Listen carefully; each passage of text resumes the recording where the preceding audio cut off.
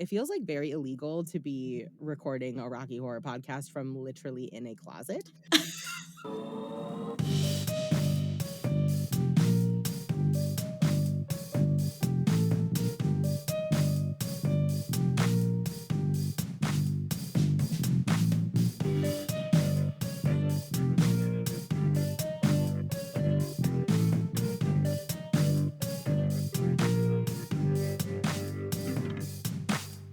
Welcome to What Haunts You, a podcast about the stories that haunt our dreams.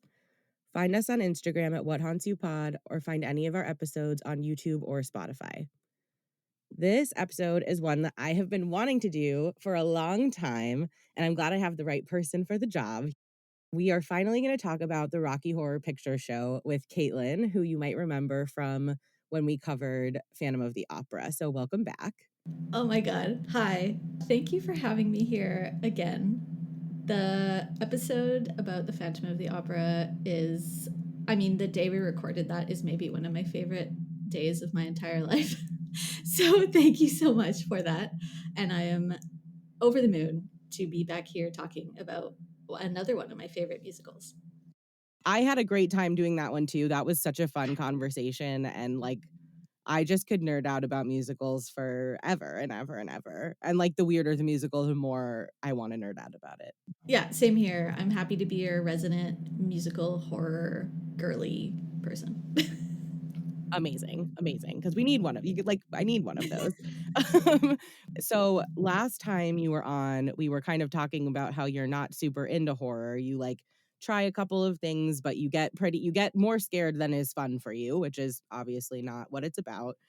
But it sounds like there have been some shifts. It seems like something is changing there, which I love to hear. So can you tell me a little bit about what's going on for you with horror right now? Yeah, well, I think it's honestly through your podcast and being a guest, but then also every fall I make a fall/Halloween movie list, and I try my best to branch out and not have it be just last night I rewatched the DCOM Twitches. Why did I do that to myself? I don't know. Because Whatever. it's so It's good. What fun. do you mean? Because it's fun. It's really fun. I needed it. I really needed it. Yeah. So I try not to just do that kind of thing all the time. And I feel like lately, and in the last couple months, I have watched scarier things, and I'm really proud of myself. So I just wanted to toot my own horn a bit. Yeah. Can you tell me what you've watched? What's gone over well for you so far? Okay. And I'm sure anything I mention is not probably that scary to most people, but whatever. Last week, was it last week? I think time is not real. I watched Bram Stoker's Dracula, the Francis Ford Coppola movie. That makes a lot of sense. That seems like it would be right up your alley. It's very theatrical, just so the drama, it's very high drama. I was not, I don't know what I expected going into it. I had no idea what it would look like or be like. And I did not expect how big of a production it was and how the visuals were some of the most stunning visuals I've ever seen in my life. Oh yeah, the costumes in that, the set pieces in that, it's total eye candy, that one. It's so much fun. I should really rewatch that soon. Yeah, that was great. I watched last night the 1946 Beauty and the Beast by Jean Cocteau. Oh, I haven't seen that Which is, actually. again, it's not actually scary, but what it made me think of actually is that it has a lot of parallels with the Phantom of the Opera, weirdly enough, right? And just having this quote unquote beast figure who you look at him and you're scared, and the young ingenue beautiful girl wants to run away but ultimately kind of loves him.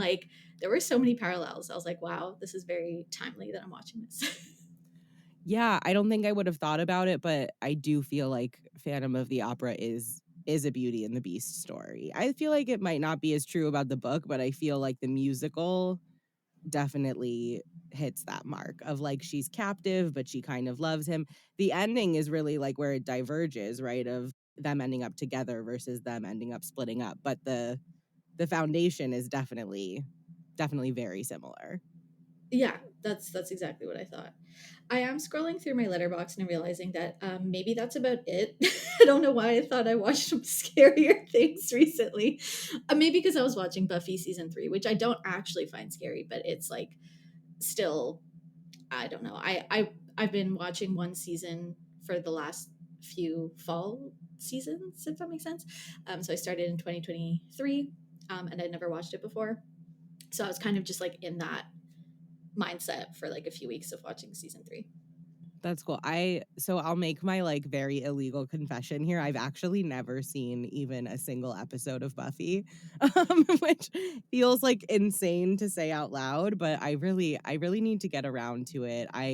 Am I mean, I think I've mentioned this to you. I have so much more trouble starting a new TV show than starting a new movie. It just feels like such a bigger commitment, but it's also so obviously up my alley. Like, it's so clear that I would like it that I don't know what's stopping me at this point, but I just, like, haven't turned it on yet.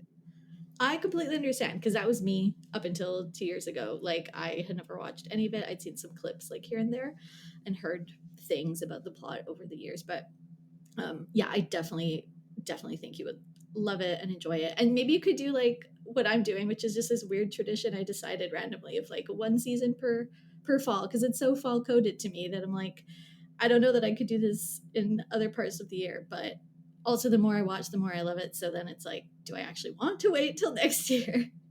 Yeah, that becomes the real question. Once you get into, like, binge watching mode, you're not gonna wanna turn it off, but that is a good idea, though. That does feel like a, like, slightly more digestible way to get into, especially, like, a show that was long, right? Like, I think now I feel like I always can start, like, a mini series a little more easily because 'cause I'm like, "Oh, that's, like, a week of my time if I really am into it," but those multi-season shows are definitely like a bigger thing to take a bite out of. So I think that's a good idea. Yeah, I recommend it. Awesome. But I feel like that's a good start. And I feel like old I mean, I've mentioned, like, I love older horror movies, like early film days old horror movies. So I have to watch Beauty and the Beast. Like, I haven't seen that one. That's another one that the visuals, some of the visuals are really, I'm trying to find the right word, really stunning, but really I don't know, I can't explain. I'm just like seeing shots in my head as I'm trying to find what word to use. But a lot of it is pretty like standard, like when it's her family and her sister. She has like, I don't know what version of this story they're necessarily telling, but she has two sisters and a brother and a dad, obviously. And so when it's centered around them, it's just very standard filmmaking, I would say. But then anything with actually like with Belle and the Beast is super ethereal, like lots of shots that flow into each other. There's like magic involved, and just like knowing that all of that was like a bit practical and like no CGI and stuff. It's like, oh, it's so endearing. Yeah, it's so interesting to see how creative people were able to be with such limited resources and such limited technology because they still managed to make these incredibly effective sequences that honestly hold up better than early CGI movies do, for me at least. Yeah, and it just everything feels so much more artistic in that way. Totally. So should we get into Rocky Horror? Is it time? Yes, I'm like sitting here like all excited. Yes. Okay, so I think it makes sense for us to kind of start with how we got into Rocky Horror, each of us, and, like, what that journey into that world looked like. So do you wanna tell me about when you first saw it and kind of how you started dipping your toes into that? Yeah, I mean, what's funny is that I don't remember a time in my life that I didn't know about Rocky Horror, and yet I have zero memory of watching it for the first time. So I honestly don't know when it would have been. I can't imagine I watched it as like a toddler because that would have been crazy. But I feel like my whole life I've just known. Certainly, I knew what the time warp was, and I knew some of the other songs. I grew up in a musical theater loving household, and in some ways I'm surprised that my family likes this musical, but in other ways it's just like by the time I was alive and listening to musicals, this was just so in a funny way it became kind of mainstream. Also, my sister, who's a singer, she actually did like a stage production of this in Montreal, like ages ago. Um, I feel like I have a memory of seeing the theater and seeing her in it, but like I was really young, so I don't think I went to see it. But Erin, if you're listening to this, please like message me. I forgot to ask her beforehand if she remembers if I saw her in this or not. It seemed like a really fun thing that she did. And then for many years, I've wanted to see either another like a live stage production of it, or I wanted to go watch the movie in a theater with people. And I knew that that was a big thing in Montreal, and I know a lot of cities do that. Finally, last year, me and my friend Ted went to see a stage production of it. When I say stage, where we went didn't actually have a stage. It was literally like a black box theater, like just the floor was the stage, and there was maybe like seating for like 75, 100 people max. So it was very, very, very intimate.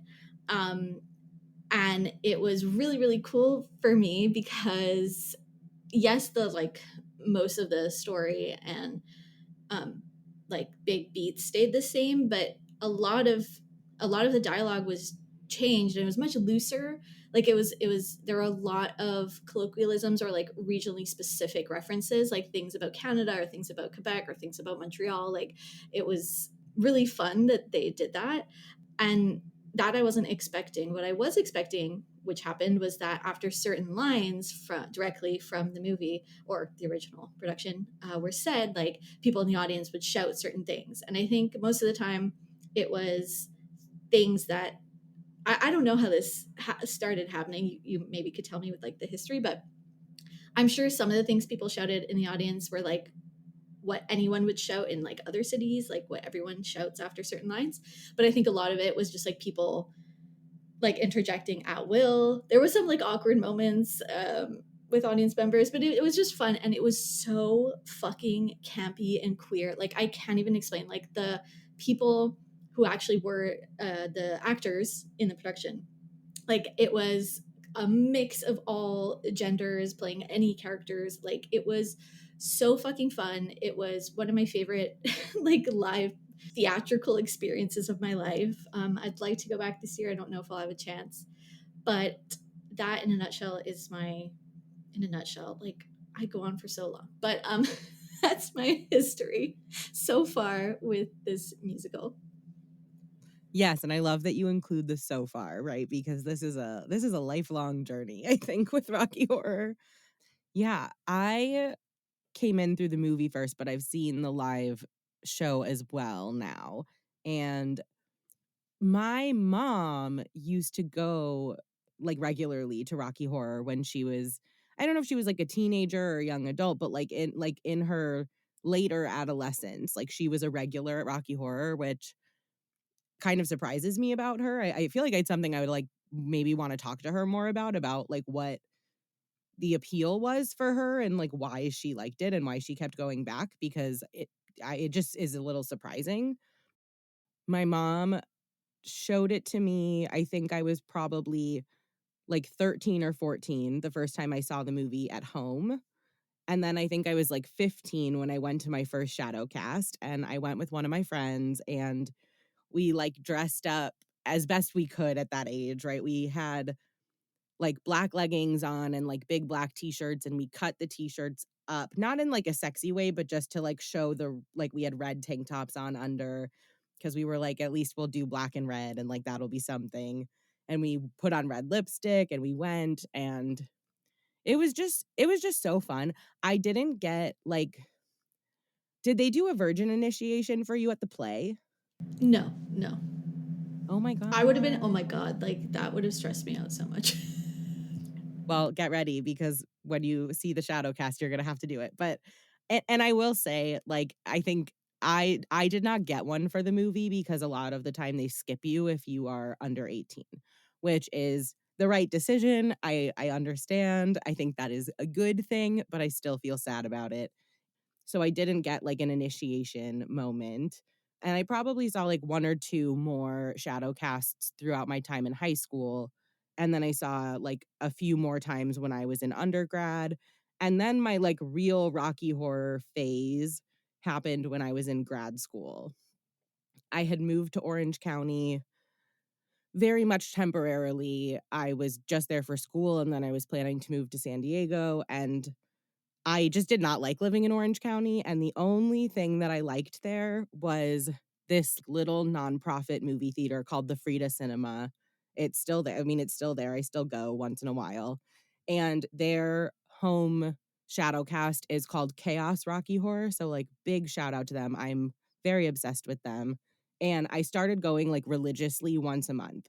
Second Friday of the month, every month. I think that's still when they do it. Like, I was in the front of the line. And like sometimes I was with friends and sometimes I was by myself. But even if you see Rocky Horror by yourself, you're not really by yourself. Like, you're just gonna, like, standing in the line is half the fun of the show. I feel like you're just like seeing who's there and like how many times has this person gone, and this older person who used to be in a shadow cast and this new person who's like been hearing about it for their whole life but they've never seen it yet. And it's just so like the vibes are so high as soon as you're in line. So it's so fun. And I have seen it in a few other places, but like Chaos at the Frida has my heart big time. And I've seen the play twice. I saw the play once at OB Playhouse here in San Diego. That has since closed.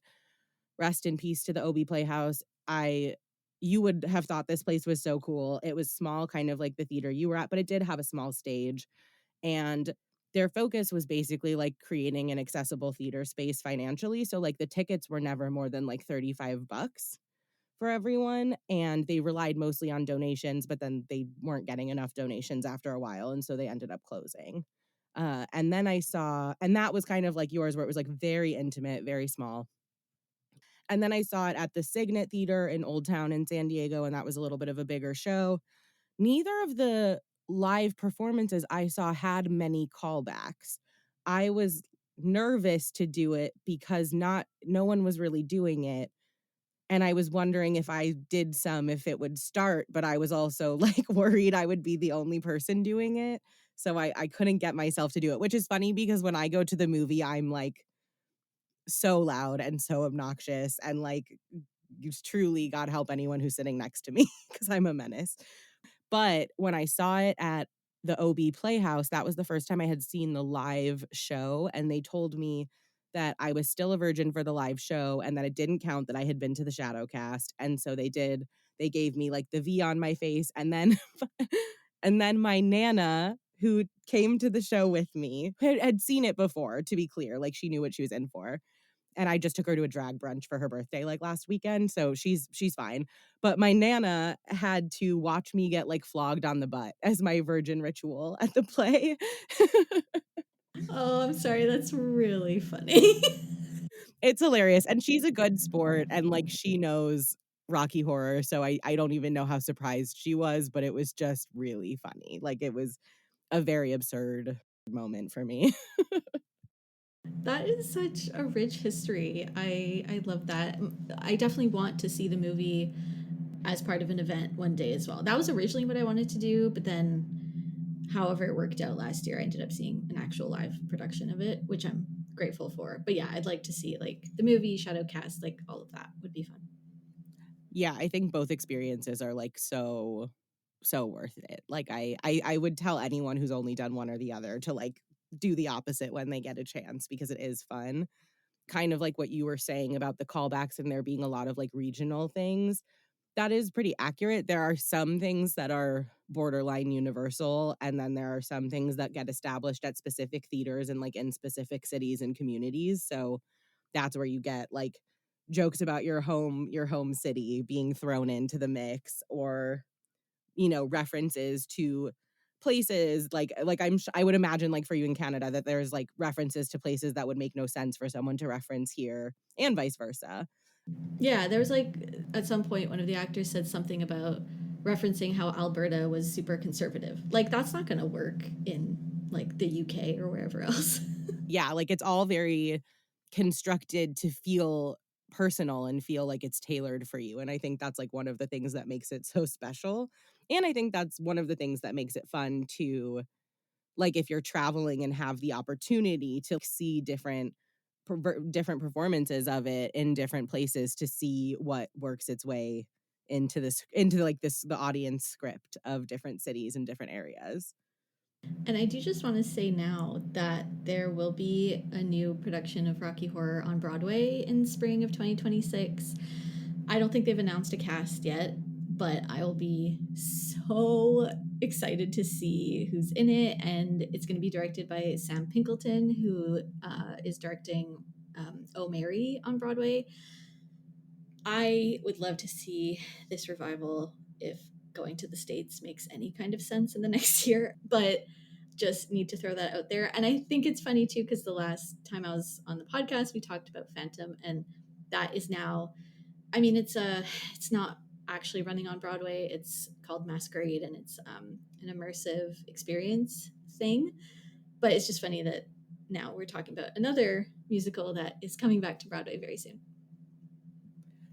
Yeah, that is funny, and I am so excited for it to get a revival. I think it really deserves one. I feel uh, I mean, they had the, like, movie remake of it. I haven't seen it. I shouldn't, like, speak ill of something I haven't seen, but everything I've heard about it makes me continue to not see it, you know what I mean? So I really I think Rocky Horror always gets introduced to the next generation one way or another, but I'm really excited for there to be, like, a high quality show for people who can to see it and just to, like, and hopefully get some good slime tutorials out of that too, and, ugh, if it were up to me, it would be, you know, like, high quality recorded, and we could watch it like we all watched Hamilton, like, I would eat that up.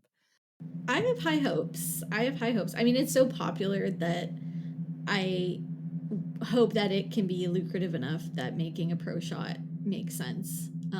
That would be incredible. Yeah, and I think it would make sense to do. But yeah, so we both did, like, a little digging into the history, and I think in a way that probably could have been predicted. You got a lot of the history about the musical, and I kind of followed it up with a lot of the history about the movie. So do you wanna kind of set the stage for us and kind of tell me a little bit about how the musical got developed? Yeah, totally. So it was originally a stage musical and it was called The Rocky Horror Show. And then it's just really cute that for the movie they called it The Rocky Horror Picture Show because it's a moving picture. It's a movie. Anyways, um, so everything was written by Richard O'Brien, music lyrics book, completely his creation, which is really cool. And basically, he thought of it as a humorous tribute to a variety of B movies associated with the science fiction and horror genres from the 30s all the way to the early 60s. Um, there's things like he wanted to include, this is, I'm going to quote from Wikipedia, sorry, portentous dialogue of schlock horror. I didn't think anyone would think that I came up with those words. So, Steve Reeves muscle films and 50s rock and roll. That's kind of like the big inspiration for the original musical. And he also set it against the backdrop of the glam era. And so that was more about British pop culture from the early 70s, which I think is like, oh, very much on full display with Frankenfurter in the movie. But so the musical opened in London in 1973. I was shocked to find out that it ran until 1980.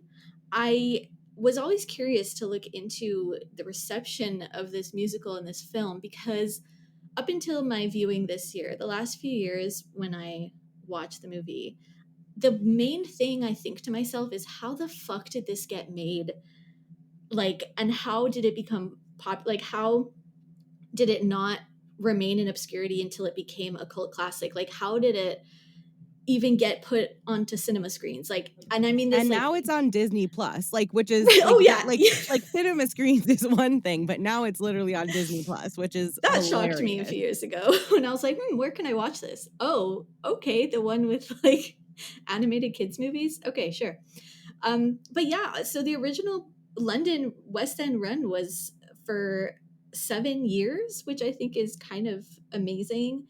But then the Broadway run only lasted for 45 shows. And that's kind of funny to me because like everyone like thinks about, I feel like with stereotypes you imagine that like British people are more uptight than Americans, but in so many ways, especially when you think about musicals, I feel like American audiences like are way more uptight. So I don't know if it was just because of that, but I also Yeah, think America, like, consistently has so many hangups around sex, specifically.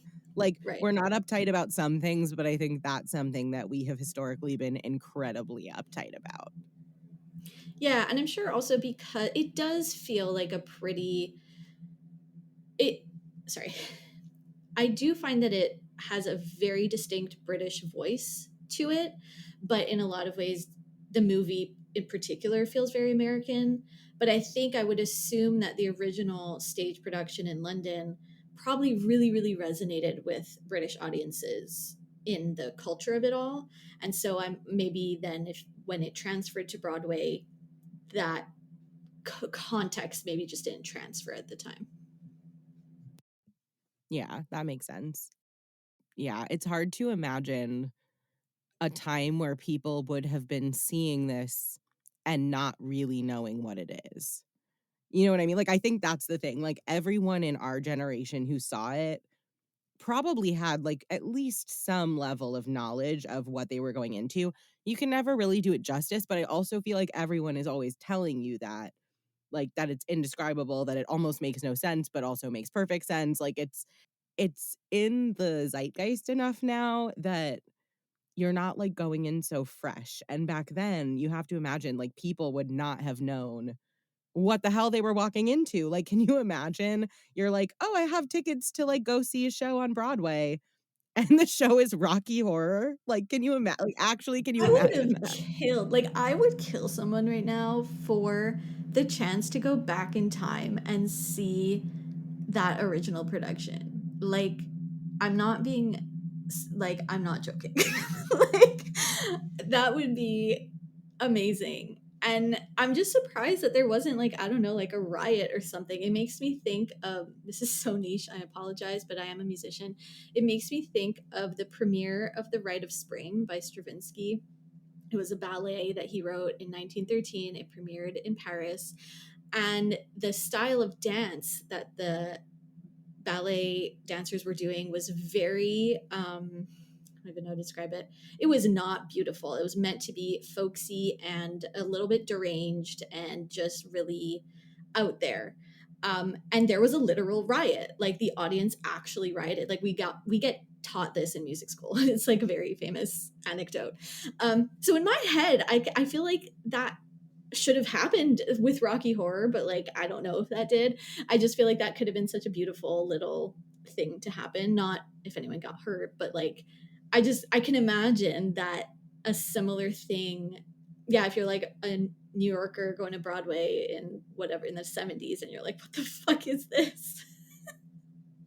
Or even the movie, like, even when the movie came out, but yeah, I mean, it's hard to even put yourself into that frame of mind where this is an entirely new thing that exists. It's so ubiquitous now. Like, it was on Glee. Oh my god, I forgot about that. I'm gonna try and forget about that again. I've actually never seen Glee, I just, like, factually know that it was on Glee, so I don't have the trauma of listening to it listening to it that Save way. yourself. Yeah, it's kind of how I feel about the remake of the movie, like, I've literally never heard anything redeeming about it, so I'm just not. I am such a completionist in so many things, but I think this one, I will leave alone until a worthy newcomer arrives. I concur. Yeah, so after the movie is obviously based on the play, like you said, they changed the name from the Rocky Horror Show to the Rocky Horror Picture Show, and it ends up being the longest theatrical run for any movie ever, because it is literally still running, it's not over.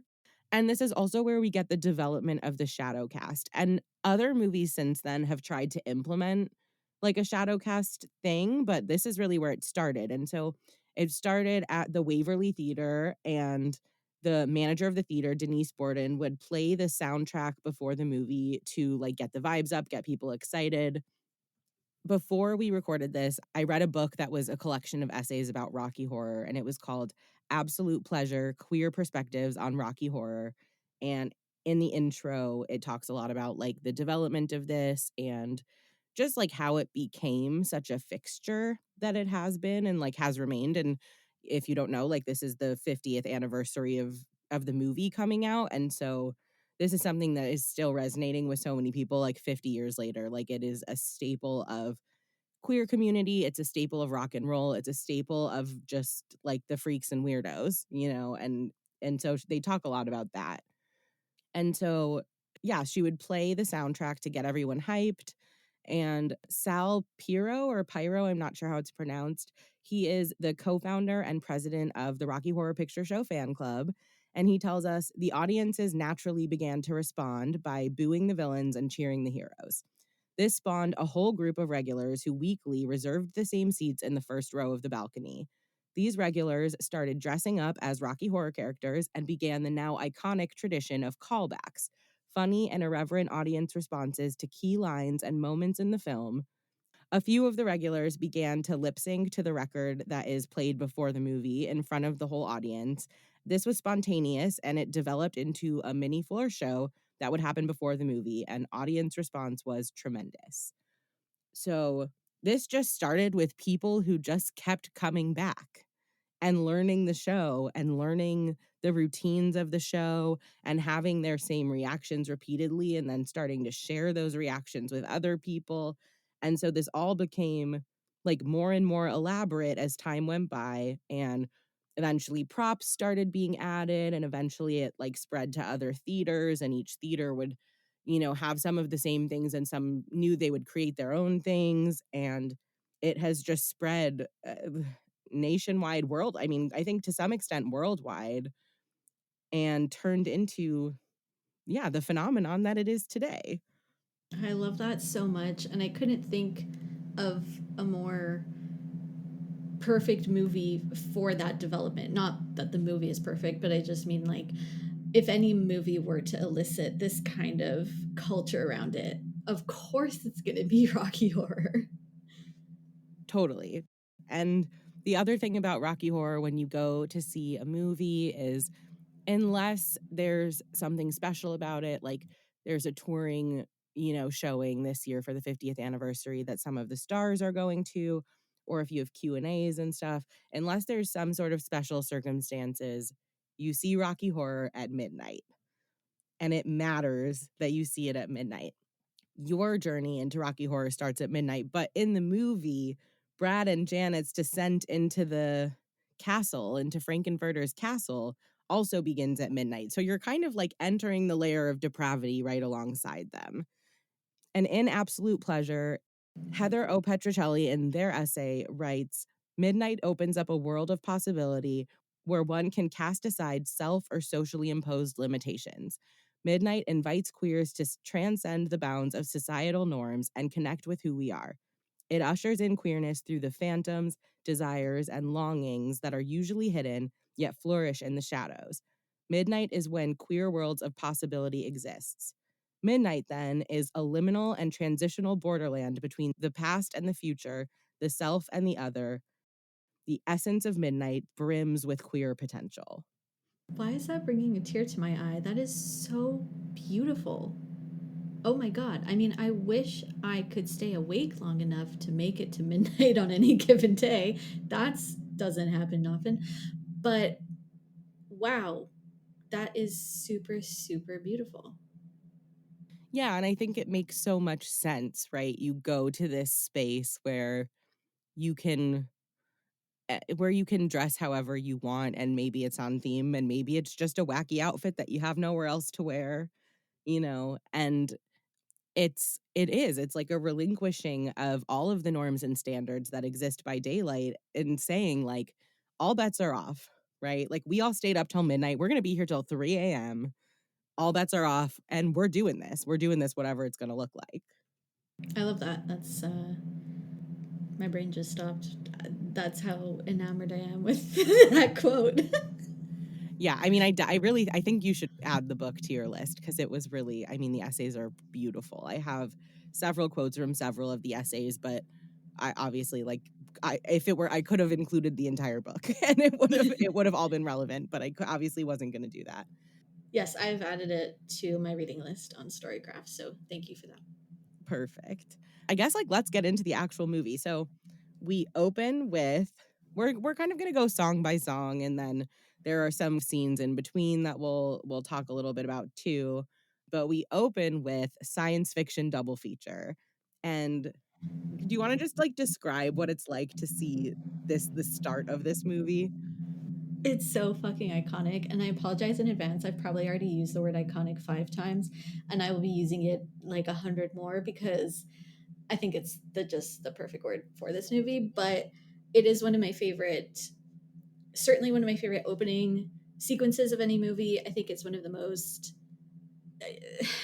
it's one of the coolest shots of any movie, but what it is a black backdrop and you see these red disembodied lips singing this song, Science Fiction Double Feature. And it's sung by Riff Raff, who is played by who Richard O'Brien plays, but the lips, the actual moving lips, are magentas, and it's like, and it's so close up. You see like her teeth and everything. She's enunciating to high heaven. Like, what I do find funny though is that up until a couple years ago, when I started watching it with subtitles, like I didn't know what half of these things were, but it's just because I didn't know what the references were and who's the what the names were and everything, so I couldn't match what I was seeing to the sounds. And then when I watched it with subtitles, I was like, whoa, okay, I see what's happening. Yeah, because this song is just reference after reference after reference to old sci-fi. And for most of the time I've been a fan of Rocky Horror, I hadn't seen like any of the movies, but I have since then gotten much more into I think much more into sci-fi and then also more into older movies. So now I'm like working my way through them and it just makes so much sense because the whole movie is paying homage to these movies, and so to just start with, like, a list that manages to, like, honor these movies while degrading them at the same time, especially, and when you see this with the shadow cast, like, this has a callback after basically every line, but the first thing you really hear when you start a shadow cast showing of this is one person, maybe several people saying, "Let there be lips," and then the song opens up, and it's so perfect.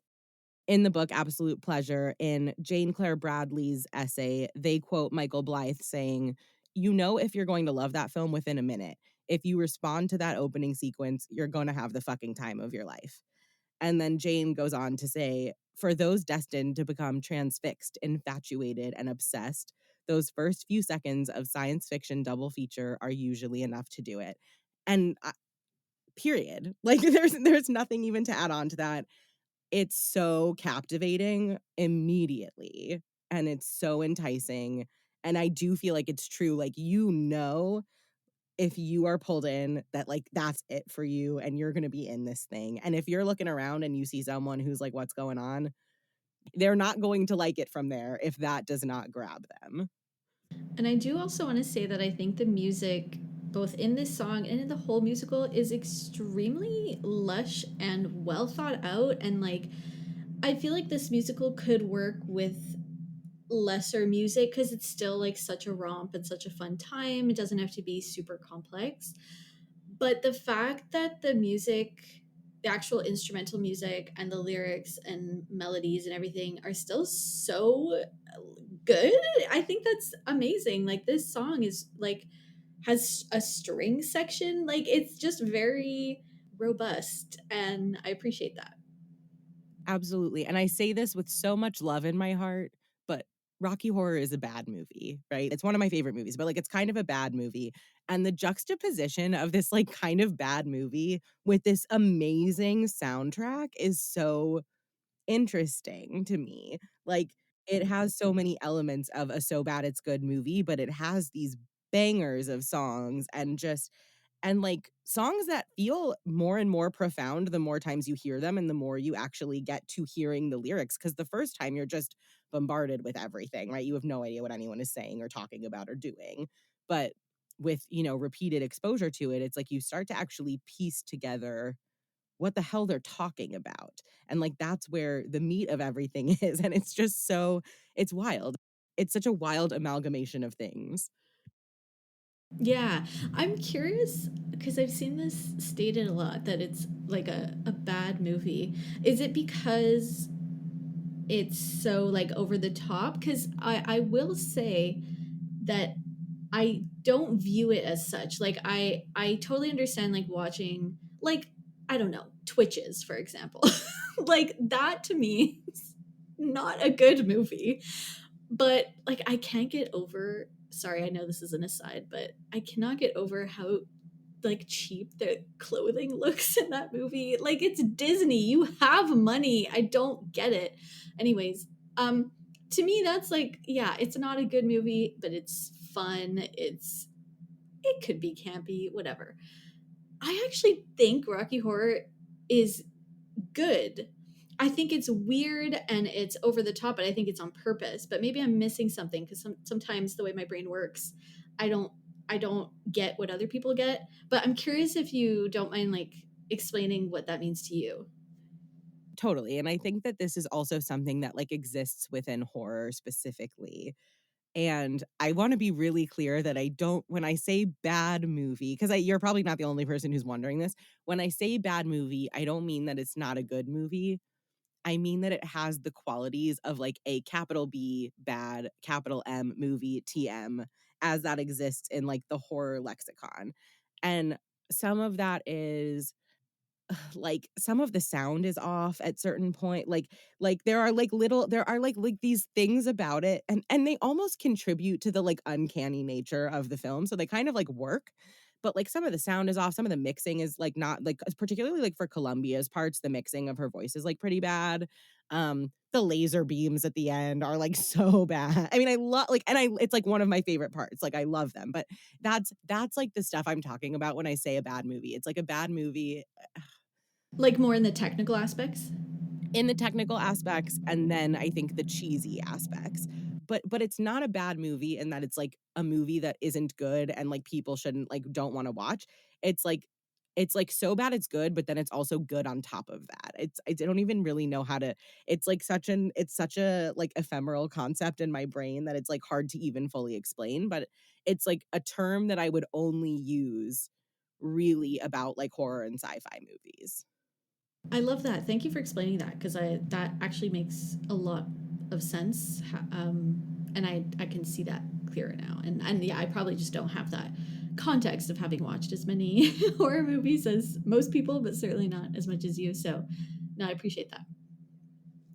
Yeah, and like I say, I mean it as such a term of endearment. Like it's not meant as derogatory. It's not meant as like to take anything away. It's part of the beauty. I actually don't think that fixing the like quote unquote bad elements would make it better. Like I actually think it would probably make it much less enjoyable, much less impactful. Like there's something about the way that the bad and good come together in this movie that makes it, dare I say, flawless. I know that like that would be a really hot take, and I know that there are like I know there are like gender and sexuality flaws to the movie. I think there are questionable reads about those. I think there are also reads on those that are more generous that I tend to align with more.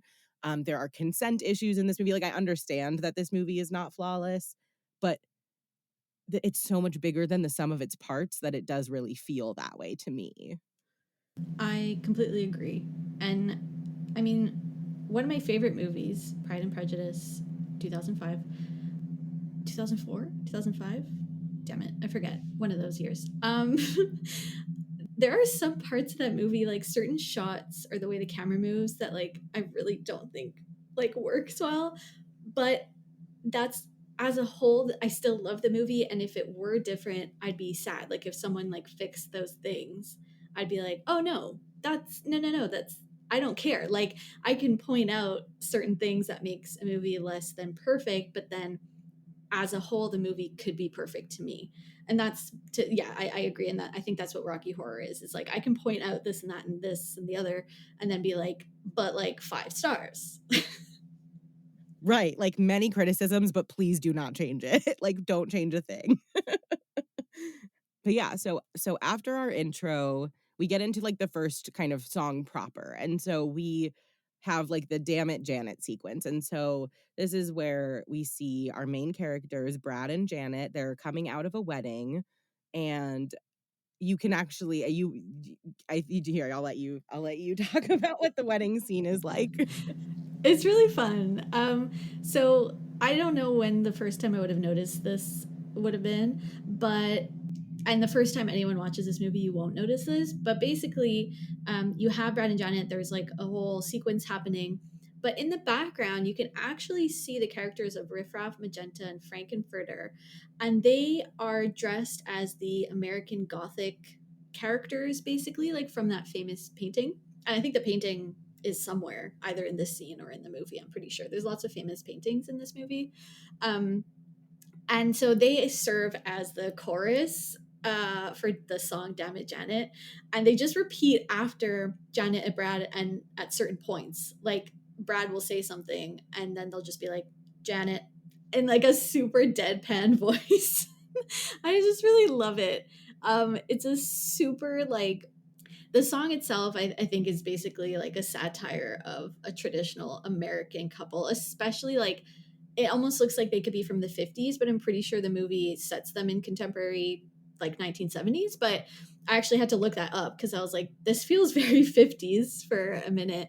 They're just super like, you know, innocent. It's not maybe the exact word, but probably prudish, super like mainstream clothes. They're polite, they're like super quote unquote normal, right? Like the all American stereotype. So one of the callbacks is like very often someone will be like, I see you back there, or like some variation on that to like identify that if you're in the know that you can see the three of them in the background. And so that's kind of fun. But if you don't know what they're pointing to, like they don't always say the name. So you might be like, what? Like, I don't know what they're referring to. I guess I'll find out. But Brad and Janet are totally presented to us at the beginning of this movie as like a caricature of the heterosexual American couple, 100%. One of my favorite essays in Absolute Pleasure was by Magdalene Visaggio. I'm not sure if I'm pronouncing that name right. And this one is called To Find the Truth, I've Even Lied. And it talks about like the lies contained within the movie and like the lies that get broken down. I'm going to I'm going to talk about this more at the end cuz like we like break through all of this stuff, but they talk about how this caricature of the two of them is in itself a lie. And so they write at the wedding in the film's opening scene, Janet catches the bouquet and then Brad proposes. It's easy, it's simple, it's quaint. And it's the movie's first lie because Brad and Janet are, neither of them, the uncomplicated caricatures they first appear to be as they perform the essential act of heteronormativity. It's an act not meaningfully different than what the actors themselves were doing on set, reciting their lines and hitting their marks. These two kids met in college. They're leaving their friend's wedding, who also met at the same college. They're all friends. They catch the bouquet. They are supposed to get married. That's what's supposed to come next for them. And so that's what they're doing. And they're dancing through like a cemetery as this is happening. And there's like a funeral happening at the cemetery. And so there's this like dark thing of the two of them like lost in this little world that neither of them seems that invested in, but they're really like they're in a cemetery while this is happening, which feels like that should be ominous and foreshadowing something. But it's almost like it's easy to not even think about it or notice it, which is kind of funny. To be fully honest, I don't think I ever have noticed that. I think when I was doing some more research on the background or like the plot, just to make sure that I understood what I needed to understand, I think it mentioned that, and I was like, wait, actually, like I just don't think I ever processed that. Um, and it's just that's just really funny. I love dichotomies like that in specific shots or just overall in film when there's like such things that are at such odds with each other. The cemetery thing also is one of my favorite callbacks. I'm just gonna like I didn't write them in my notes because I was like I would just be writing every single one, but I'm gonna just mention my favorite ones as we like touch on them. And in this scene, one of my favorite ones is like one person in the theater, or like a few people will say, who put this billboard in my cemetery? And then like someone else will say, who put this cemetery in front of my billboard? And like that's always one of my favorite callbacks. And it's like it's just so funny because the billboard is as funny as the proposal. Like it's the it's like the thing about like Denton being like the place to find happiness or whatever, and it's like in front of a cemetery. The whole thing. It it tricks you into not realizing how absurd it is, but once you've seen the whole thing and you've taken the whole thing in and you know that it's an hour and a half of pure absurdity, this opening sequence just becomes so ridiculous. Oh, for sure.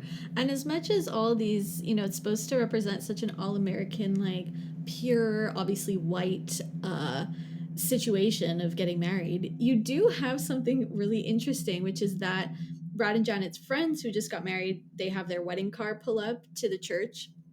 And I'm assuming the groom spray painted on it or someone painted on it. Normally you just paint just married, or you'd have a just married sign on the car, but you see the text and it says wait till tonight, spelled Tonite. That's important. She got hers, now he'll get his. And I think that's so like funny to me in the sense that that's clearly so gross and implying that marriage is to just please women. Like all girls want, all girls dream of getting married when they're older. So now, okay, fine, he gave in, they're getting married, but now of course they're going to go and have sex, and that's his reward, or that's for him. And I always find that funny because I'm like, yeah, see, like traditional American values, quote unquote, are actually just so fucking gross across the board. Like whether it's meant to be super pure or super sexual, like in both ways, it's still very patriarchal. Absolutely. They are like the good Christians, right? And we do find out later in the movie that Brad and Janet are not having sex. They're waiting until marriage. So we can only assume that Ralph and Betty of this wedding are probably doing the same thing. Another thing about this song, sorry, this is kind of a tangent, but another thing that I think is so funny about this song is that after Brad gives Janet the ring, the first thing she says is, "It's nicer than Betty Monroe had." The ring is already a prop to her. It's not really a symbol of anything. It's just a symbol of like her acceptance into this world that she is living in. Yeah, absolutely. Like it's totally not it's not very romantic. I mean, the whole song is kind of like them being super happy with each other, and it's like cute on face value.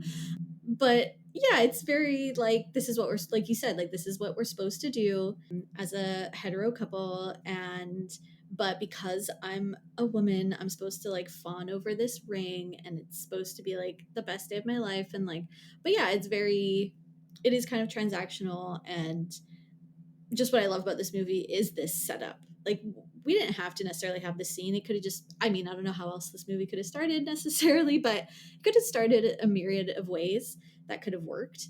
But I think it's really important to have this premise of like this young, sweet couple. They're so innocent, like, and getting married. They're so excited. And then they go into this castle that's full of crazy stuff happening. I don't know. I think it's just like a really smart setup. Totally, because like the quote says, right? Like they're reciting their lines and hitting their marks. Like she squeals over the ring, he gets down on the ground, he drops the ring. I've always wondered if that was on purpose or not. I don't know. Like if that was just like what happened when they were filming and they kept it in. Yeah, I've never looked it up. I actually wonder that too. And like he's talking about like there's three ways that love can grow. That's good, bad, or mediocre. Like it's really not. It tricks you again, tricks you into thinking that it's romantic, but it's really not. Even when she's talking, she's like, now we're engaged and I'm so glad that you met mom and no dad. I'm so glad that we've done all these formalities so that we can just keep doing these formalities. Very, very formal. Yes.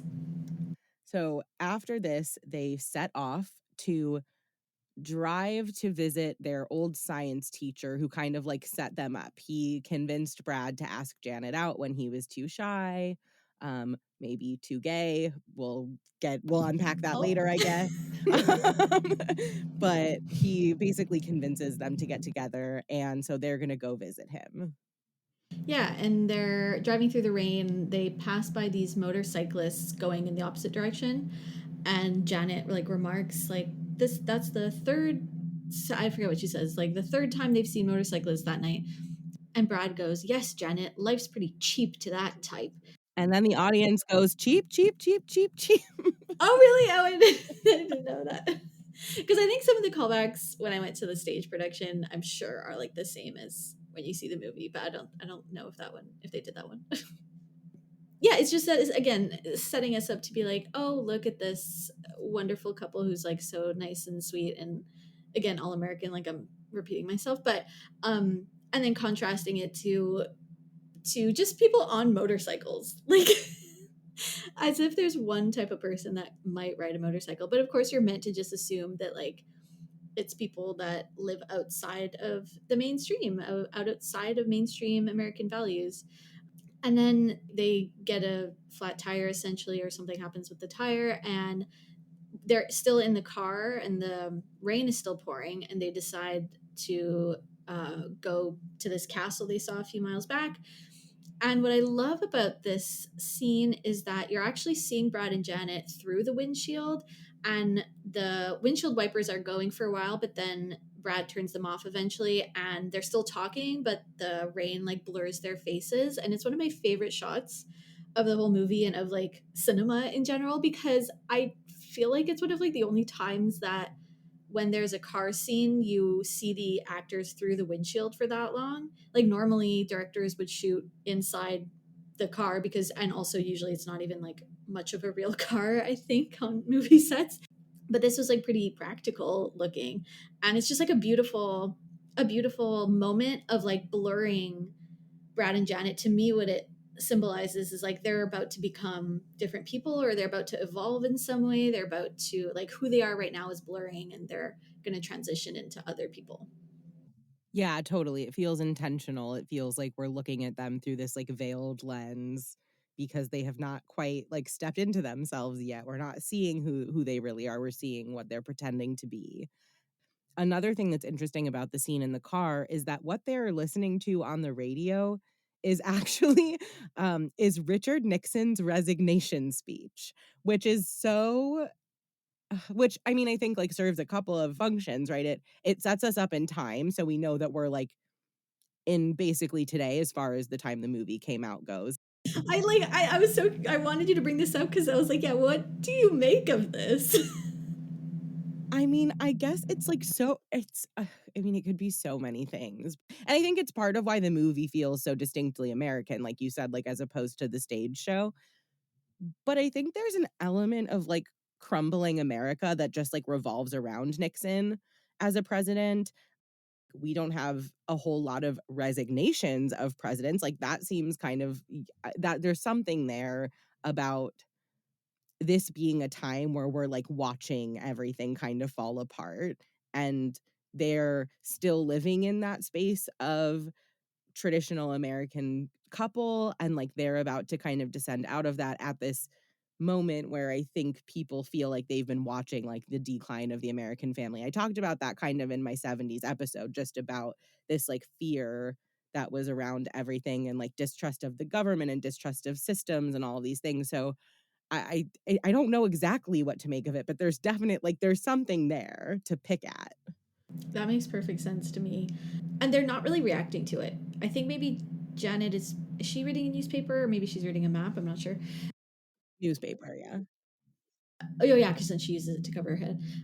They're not reacting to the radio, and there is like tiny moments of silence in the scene as they're driving, to which they could have inserted some kind of line about it, but they just kind of let it linger in the air. I think it's a good move on the movie's part of just like letting it be somewhat in the background.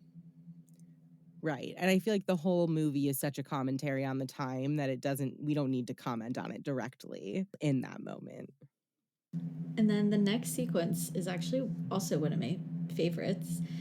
So you they go out into the rain and walk towards the castle, and then this is the song "Over at the Frankenstein Place," which is like such a funny like line in the song, and like a funny title, because they're letting you know like this place is weird, like weird shit's gonna happen at this place.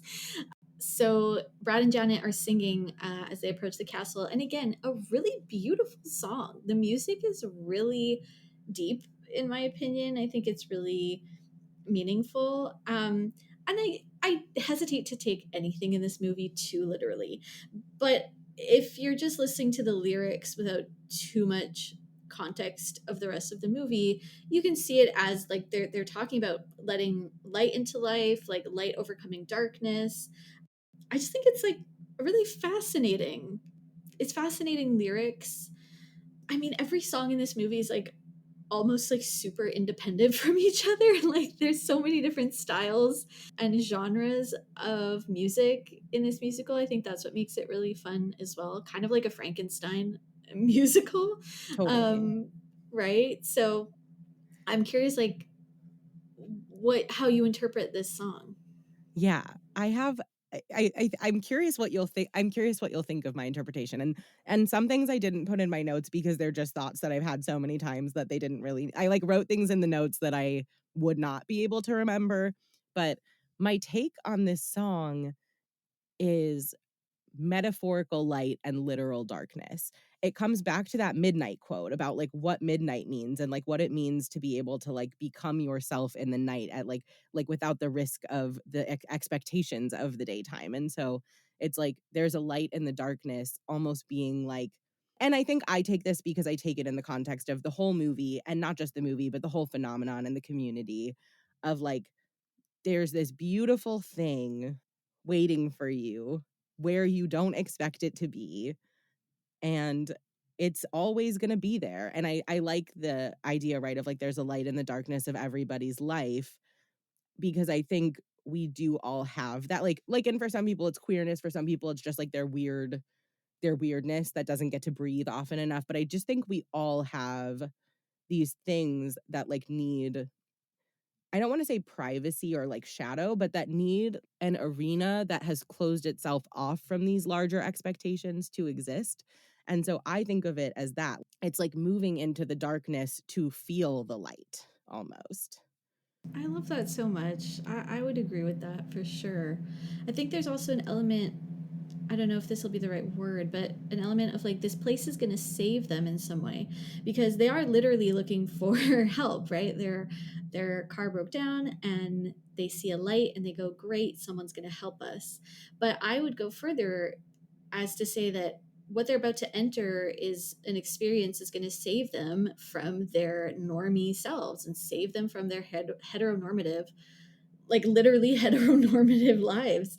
And that is a good thing. And even though bad things happen throughout the movie, um, they're going to discover things about themselves that they never would have if they hadn't gone to the castle. And in some ways, I wish we got a bit more of a bit of a longer ending. Spoiler alert: after Frankenfurter dies, like I wish we had seen maybe a bit more of Brad and Janet before the movie ended to fully capture how they're now changed people. But in any case, you know that they're leaving that place. As the criminologist who narrates the story tells us, they're definitely going to be, it's going to be a night. He says something to the effects, it's going to be a night they'll, They'll remember for a very long time. a very long time. Yeah. Yeah, absolutely. I think the thing about Rocky Horror and all of these songs is that Rocky Horror has become something that does not belong to its creators anymore, which I think happens with all art, but I think it is like happened on a profound level with Rocky Horror that what I might have thought all of this stuff meant in the context of seeing it in the 70s when it didn't have this established community and like structure built around it might have been totally different, but this is all informed by my experiences with it and what it's meant in my life and like the community built around it. So it's so hard to take things out of that context too. So like I everything I'm saying is like so and I think that's one of the things about the movie too is like it's such a mirror.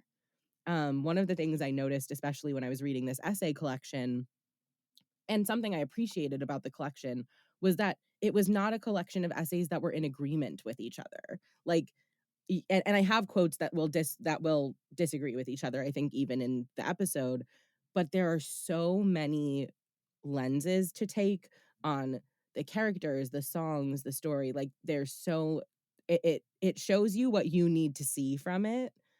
And so I think I say that to say that like if anyone is listening and their read on anything is like completely 180 different than mine, that's beautiful and lovely and like keep it. You know, like I really think that like we get what it's something that gives us what we need particularly and that might change day to day, year to year, and person to person. So, like, this is where I'm at right now with Rocky Horror. And I don't think it is where I've always been, and I don't think it's where I'll always be. And I think that's also one of the really beautiful things about it. That's very true. And as much as I don't remember like my first time watching this movie, I feel like it must have contributed to who I was as a person, just in the sense that I've known these songs at the very least for so much of my life. And even though growing up I didn't have any close family or friends that were at least out as gay at the time. Like I didn't know anyone for a long time who was gay. I did grow up in a musical theater household, and then my dad co-founded a musical theater association for students. So like I obviously like knew about gay people, and either knew gay people just like super as acquaintances, or then obviously eventually like as friends, and then myself. But like all that to say that like I think just knowing that Rocky Horror existed could only have helped me as a human being. Like I feel like if I had only watched this for the first time, like I don't know, like a year ago, I don't know what kind of person I would have been. Like it's one of those things that's like leaves a really indelible mark on you. I think especially the younger you see it. Like I'm not shocked by anything in it. I'm shocked that it was came out such a long time ago. That's what shocks me, but I'm not shocked with what's in it. And I feel like if I was someone different, maybe I would be. I don't know what I'm trying to get at, but I'm just so grateful that I knew about it for so much of my life. Yeah, that makes so much sense. It's just so impactful. It's like if you are like the other quote about how the people who get sucked in are getting sucked in from that first moment. If you are one of those people, this movie is going to have an impact on you. You may not realize it right away, or it may be like an earth shattering moment for you. Like, I think both of those things can be true, but you will over time just find the little ways that it has been so meaningful. And I think that's part of the beauty of it too. And this song is also kind of interesting because it's the most like straightforwardly like sounds like from a musical. It doesn't sound like it's from something crazy as much. A little bit when Riff Raff comes in, but like not so much.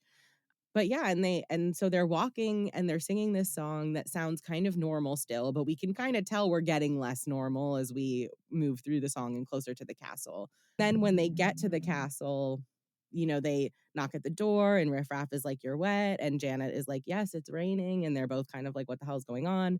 And they get inside, and this is like top 5 callbacks for me is someone this is just at the theater I go to. Like, I don't really know, but, like, at the theater I go to, someone will often go, "Describe the White House," right before Brad says it's probably some kind of hunting lodge for rich weirdos, which I Yes, just think I is love so that. funny. I just think That's it's so great when funny. the callback is a call before, like leading into a line. And there's a lot of those. There's a lot and those are some of my favorites, I think, where you're, like, preempting what's about to be said. That's always really fun. But, yes, they get to the castle, and then we get to the time warp, which is obviously, like, the most iconic thing from the show. I think a lot of people know this song without knowing anything else about Rocky Horror. Like, this has really entered just, like, pop culture knowledge. Do you wanna set the scene for the time warp?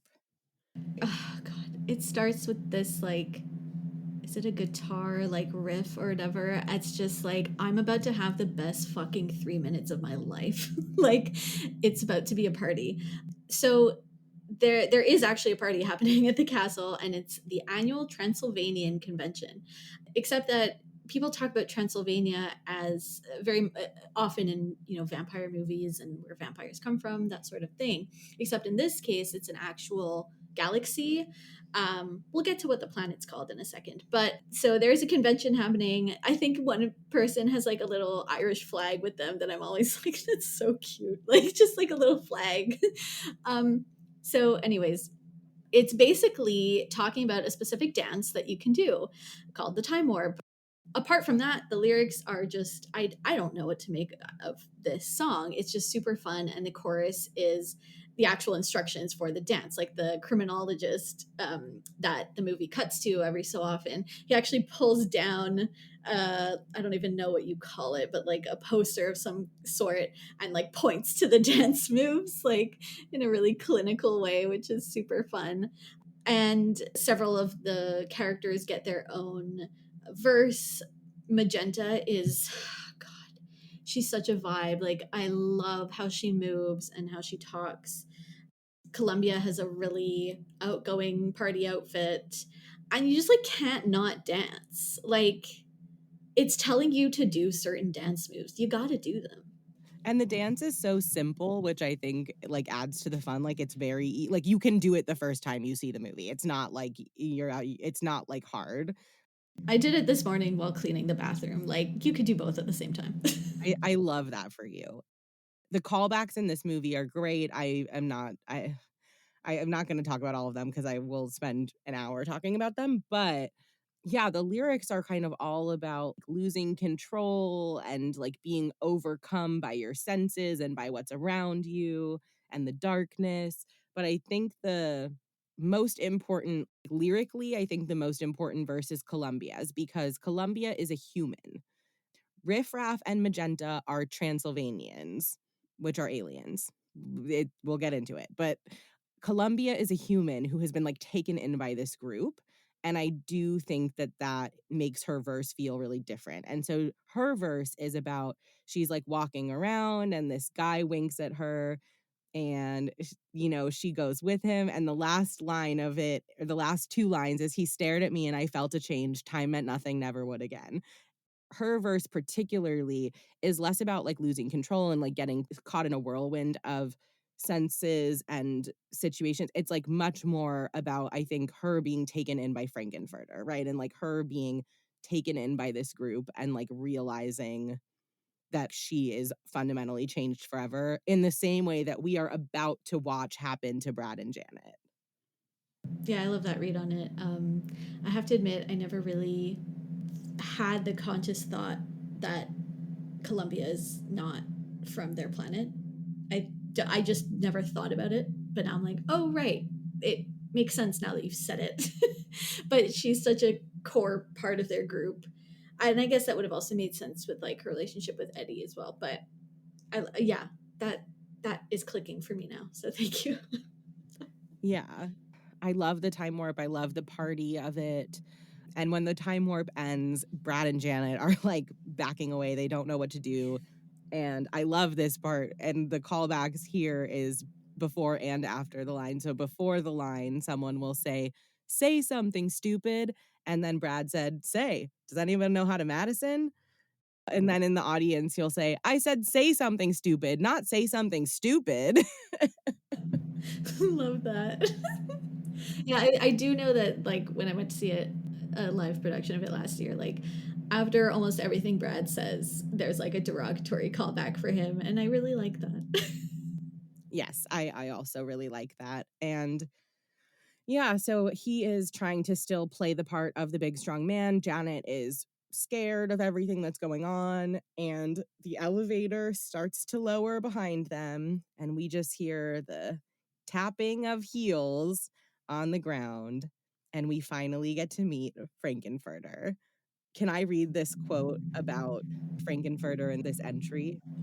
Please, because it is one of the most delicious entrances in cinema history. Absolutely, absolutely. So in Jane Claire Bradley's essay, it says, our first glimpse of Dr. Frankenfurter's tapping rhinestone heels as he descends in the elevator to join the party. Excess, glamour, punk rock but with glitter.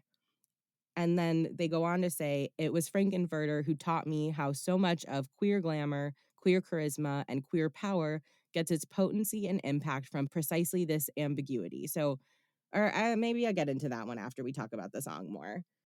But he comes in and he's cloaked up, and you see these amazing heels, and the makeup is amazing, and Tim Curry is just amazing. And he's like cloaked up and he's introing, and like as the song moves through itself, we like throw the cloak off and reveal the sparkly corset and the fishnets, and the whole look comes together, and it's just like chef's kiss perfection. It is, and I think it's a great moment to talk about a lot of the terms that are being used. So the song is called "Sweet Transvestite." I honestly, this might be my favorite song of the whole movie. And he says specifically in it that he's just a sweet transvestite from transsexual Transylvania. And That's a lot of words. That's a lot of words that we do not use anymore in everyday speech. And I just I'm coming at this from being a cis person, and so anything that I say about this, does not hold as much water as trans people. Like, totally, I'm accepting of that. But I have always processed this song as like such a cool punk rock, fun, campy, exciting song. And like, again, this is the song that makes me think, like, how the fuck did this movie get made and put on cinema screens? How did, the US government not ban it? Like, I'm just shocked that it was made when it was made, just in terms of how society was at the time, not because I think queer people didn't exist at the time. So I would just love to know, like, how you process it. I think it's a we can get into like the details of the song. There's like the breaking of the fourth wall. He looks at the camera so, oh, like, I cannot even think of the words to describe like how iconic, Deliciously, just deliciously. Like, deliciously. Tim Curry's performance is one for the history books, but I understand that it can evoke really strong feelings for people just because of the terminology. So I'll throw it at you. Like, how do you process this song? Yeah, well, some of it is just, like, the date, right? Like, we just use different lingo now. Some of it, I think, comes down to, like, back to this mirror of, like, what is it that you wanna see in Frank? Because I think to some people, Frank is a woman, like, Frank is a trans woman. I don't read Frank that way. I read Frank as someone who is engaged in such a high level of gender fuckery, because I think that's what I resonate with more. So when I think of I actually know some people today who do refer to themselves as transsexuals, and so I'm interested. I would love to, like, hear what those people would say, I guess, about this. And a transvestite is a different thing than a trans person. Like, a transvestite is actually a thing, and I think we sometimes forget that because oftentimes transgender people are called transvestites in a derogatory way, but a transvestite is like someone who gets their kicks dressing as a woman. It's not someone who is a woman. And I actually think that that seems accurate for Frank. I don't know that Frank is a cis man. Like, I don't know that that feels accurate. And Frank is an alien. Like, to be clear, Frank is like outside of all of this anyway. Frank is an alien. That's a great, yeah, that is it, right? Like, Yes, but I see Frank as an alien who has like taken in information about Earth and like the people on Earth, right? And gets his kicks, whether it's like sexual or just like empowerment, whatever kicks they are, out of putting on these heels and these fishnets and this corset and doing his makeup. I, I don't know that it's an inaccurate assessment of him, actually. I think it's totally valid to be offended. Like, I think, like, if someone tells me that this is upsetting to them or this feels inappropriate or wrong, I'm not going to tell them that they're wrong. Like, I think I see the validity there. My read of him is not a trans woman. Like, that's not how I perceive him at all. That doesn't mean that if someone else perceives him that way, that they're wrong. I just don't think I'm wrong either. Like, I think that, like I said, I think this movie is really a mirror and you see in it what you need to. And I just see playing. I see playing around with gender and self-expression, and that's what Frank represents to me. So to me, I kind of take no issue with it. yeah, I honestly think I process it the exact same way. I again, the terminology is shocking to me, just that it was put on a movie screen. It's not actually um, shocking to me in other ways, and I totally understand and agree with that vibe of like, he's playing, and like, that's, to me, that's what queerness is. Like, it's not one thing, but I think what queerness really boils down to is breaking out of norms and not feeling the need to uh, to just be anything. Like, to, I don't know, I'm not eloquent right now, but it just, to me, is like, it's a song that embodies what queerness is, at least to me. So I don't, I really appreciate your thoughts on that. That's exactly what it is. And I think we'll get more into this later, but I think that we can kind of see a little bit of Richard O'Brien's like kind of problematic perspectives here, not in the language so much, but in the playing in gender. And like he in his discussions of gender comes back to this idea of like a natural woman or a real woman and says very problematic things that I think people are right to be offended by and I think are harmful. But I think that there is a part of him beneath all of his own self-loathing that knows that there's no such thing and is not able to accept that within himself enough to communicate it in a way that doesn't sound horrible. And I'm not saying people shouldn't be upset with him. Like, I'm not trying to defend him. I'm just saying feel like I see what's going on there. And I think that this is the first moment in the movie where I feel like I see what's going on there.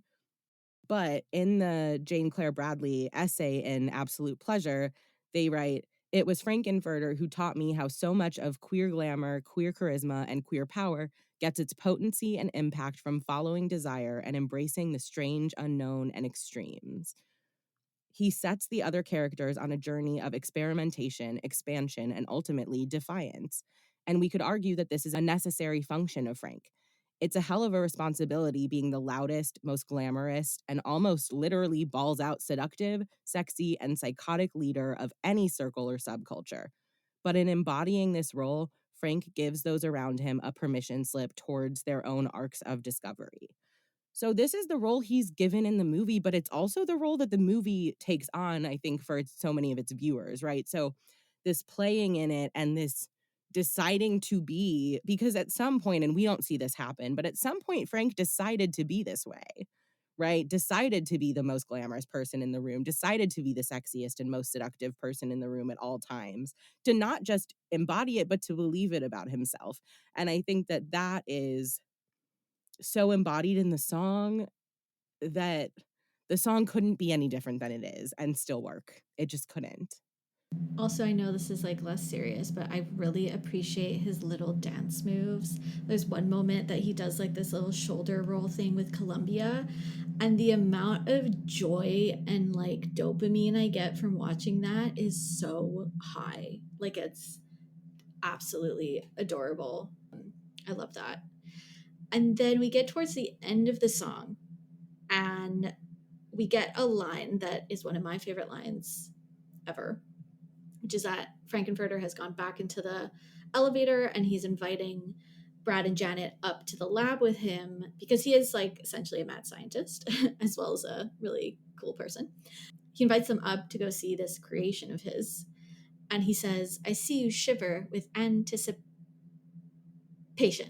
Right. And so he like deliberately holds out the word anticipation. And it's like, oh, it's so good. It's so And the good. callback for that moment is begging him to say it. Oh, Like, the yes. whole Yes. audience is just going, "Say it, say it, say it." In, like, varying degrees of seriousness and almost, like, sexy begging. Like, it's so like, the tones that come out are so different, but it's so fun, and that whole sequence is so fun. And there's the line too where the whole thing is, right, "Come up to the lab and see what's on the slab. I see you shiver with anticipation." And then he says, "But maybe the rain isn't really to blame, so I'll remove the cause, but not the symptom." And he doesn't totally clarify this, but, like, Janet is wet and shaking. And he's saying, "I'll remove the cause," and he leaves. So he's like, "The rain is not doing this to you. I am doing this to you. So Imma get out of here for a minute, let you cool off." And I just think that is so iconic. And like you said, iconic is gonna be a word we keep coming back to because that was basically invented to talk about this movie. That was my letterbox review for my latest rewatch. It was just like the word iconic was invented for this. Like, I don't, what other word is more perfect? Yeah, I love that. Um, I also love the, well, love, this is a weird moment, I guess, but they, Columbia, or someone, they start undressing Brad and Janet in order to go up to the lab because they're going to give them these, like lab coats, but it's just like it's like, what is happening? Why are all of a sudden, why are they removing their clothes? But I think it could also, it could be like yet another phase of their transformation, which is like, take off your normie clothes and you're about to go experience something very otherworldly. You have to like look and dress different to do that. Yeah, one of I don't have a quote for this, but one of the essays in the book talks about this moment and how Brad is, like, putting on airs of, like, "Oh, like, we'll pull out the aces when the time is right," and he's pretending that he's gonna defend Janet, but it seems that he is very okay with this, and that there's a part of him that just wants this and wants to let this happen, and I think that's the start of the breakdown of, like, Brad's masculinity and character, is that he is just letting himself be undressed. He's passively experiencing the moment and just, like, letting it happen. Yeah, yeah, I like that read. So they go up to the lab, and Frankenfurter is in another really, I'm so sorry, but iconic outfit. Basically, the way I describe it is that it's housewife meets scientist. So he's wearing like this green lab coat, but he has on this necklace of pearls. He has these pink, what are they called? Like latex. If you really look at them, they're not even really latex gloves, they look like dish gloves. They Yes, look yes, like pink exactly. dish gloves. Yeah, but he's still in his high heels, you know, and so he just looks like it's like a trad wife, but queer. Like, I don't know, like, it's kind of that. But what I will point out that I love the most is that he's wearing a pink triangle on the lab coat.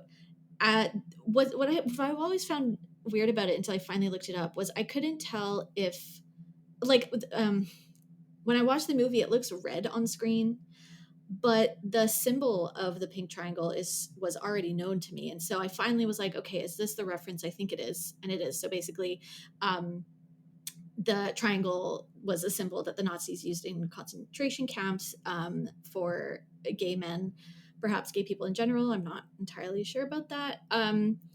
And the and it's meant to point downwards, but with Frankenfurter he's wearing the pink triangle pointing upwards, and nowadays that's more used as a symbol of gay pride to kind of subvert the um, atrocities of what went on with the original pink triangle. Yeah, and I feel like that's a really important piece of it, right? Like, uh this film does not talk so much about queer tragedy, but it does make sure that, like, we know that he knows, almost, because for all we like, without that, maybe he just thinks everything's fine. Like, he's an alien. He's an alien. Like, we have to keep reminding ourselves, like, he's an alien. He could very easily not know about that, and here he is wearing the symbol, right? So we have some inkling that he knows that the world that these humans are coming from is not really a safe world. It's not really a world that allows this level of gender fuckery to exist. Yeah, for sure. And then the next sequence is basically the creation of Rocky. So it's also fun because like you start to see that Janet is starting to like really fawn over Frankenfurter. And like she's starting to really be like really coquettish and like enamored with him, which is nice. And Frankenfurter has to manipulate like 10 different machines. And then he like there's a whole sequence, a really long sequence of him turning knobs of and different colors are like shooting out, and then he has to close each one, and it's just really frantic and chaotic and really fun. um, but it creates this kind of like rainbow situation in which this creation of Rocky appears. And then I need to ask you about the next song. So this song is not on the like original movie album for whatever reason. It's the Sword of Damocles. Basically, it's Rocky singing, and he's literally just been born, except he's like a fully grown man with abs. And like I don't know what's going on. Like like he's just having an existential crisis. Basically, like he was born, and then he's immediately like, guys, I'm so fucking depressed. And I just find Yeah. it like it's hysterical to me. Yeah. Well, and I would say that, like, based on what you just said, you do know what's going on. Like, that is, like, basically all there is to it. I would say, like, lyrically, the song is very, like, doom and gloom. I mean, the opening, right? The sword of Damocles is hanging over my head, and I get the feeling someone's gonna be cutting the thread. So he has an imminent sense of doom and mortality from the moment that he is birthed or created or whatever. And you know, he says his life is a misery, his life is a mystery. Like he's literally like just born yesterday as but a man. Like he's that trope but a man. And he's having an existential crisis and he in one of the essays, I don't have a quote for this, but in one of the essays, the person writing about this song describes him as like a mayfly. Like he's born and he just knows that he like needs to fornicate and then die. Like and like that's his whole existence wrapped in a nutshell. And that is so scary. You're so right though, the born sexy yesterday trope. I That's exactly what his character is. And this is probably like the only time it's shown through like a male character. Like I never put that together, but he's sexual. I mean, he's created to be a sexual being for Frankenfurter. Like that's what I guess the next song is about, the I Can Make You a Man. Which is just, yeah, Frankenfurter just being like, so it's funny, like he's explicit but while using tons and tons and tons of euphemisms, but the way that the song is sung, it's like just so sexual. But there's one line that I love right before that song starts, where Magenta and Riff Raff are basically complimenting Frankenfurter's work in creating Rocky, and then Columbia goes, "He's okay." It's just And like he goes, perfect. "Okay. I think we can do better than that." The callback there, like, after she says he's okay is, "Get your tits off my tank." I mean, yes, because like she shrugs, but she's like resting on top of the tank that he was. Oh And my then god, she that's pulls back perfect. when he, like, flips out, and then he's like, "I didn't make him for you," Yeah. like, whatever, and he's showing him off, and he goes and he asks Janet what she thinks, and I love this. Janet says, "I don't like men with too many muscles," and then the It's such a audience funny callback line. in that which is first of all a lie, and second of all, the audience callback for that is just one big one. Yes, that was one that people shouted last year. Yes, love that. Yeah. And then, yeah, then we get right into I Can Make You a Man, and it's all workout euphemisms and sexual innuendo. There's my dog howling. Hold on one second. Oh, it's so cute.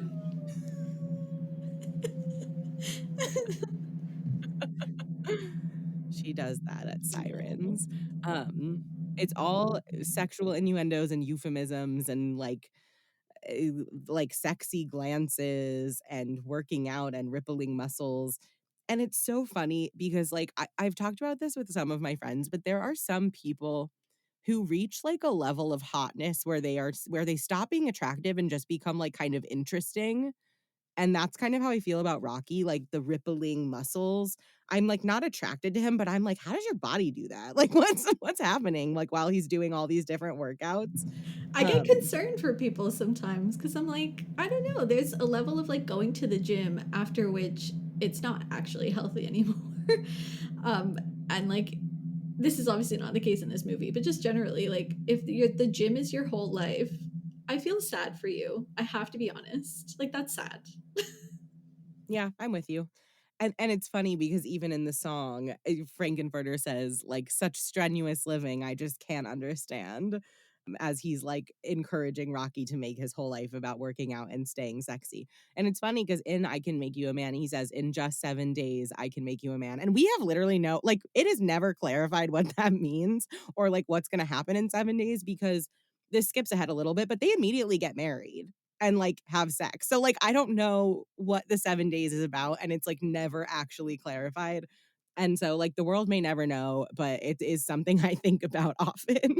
Because it's not even like that he created him in 7 days, because he just created him in 5 minutes. Right, So either way, the 7 days is not talked about past the song.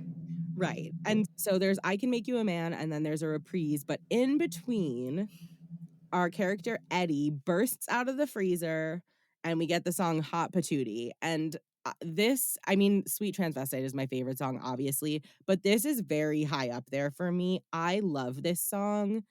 I love how it characterizes Eddie as just like he just loves girls and like he just want and like not in a way that feels particularly creepy actually.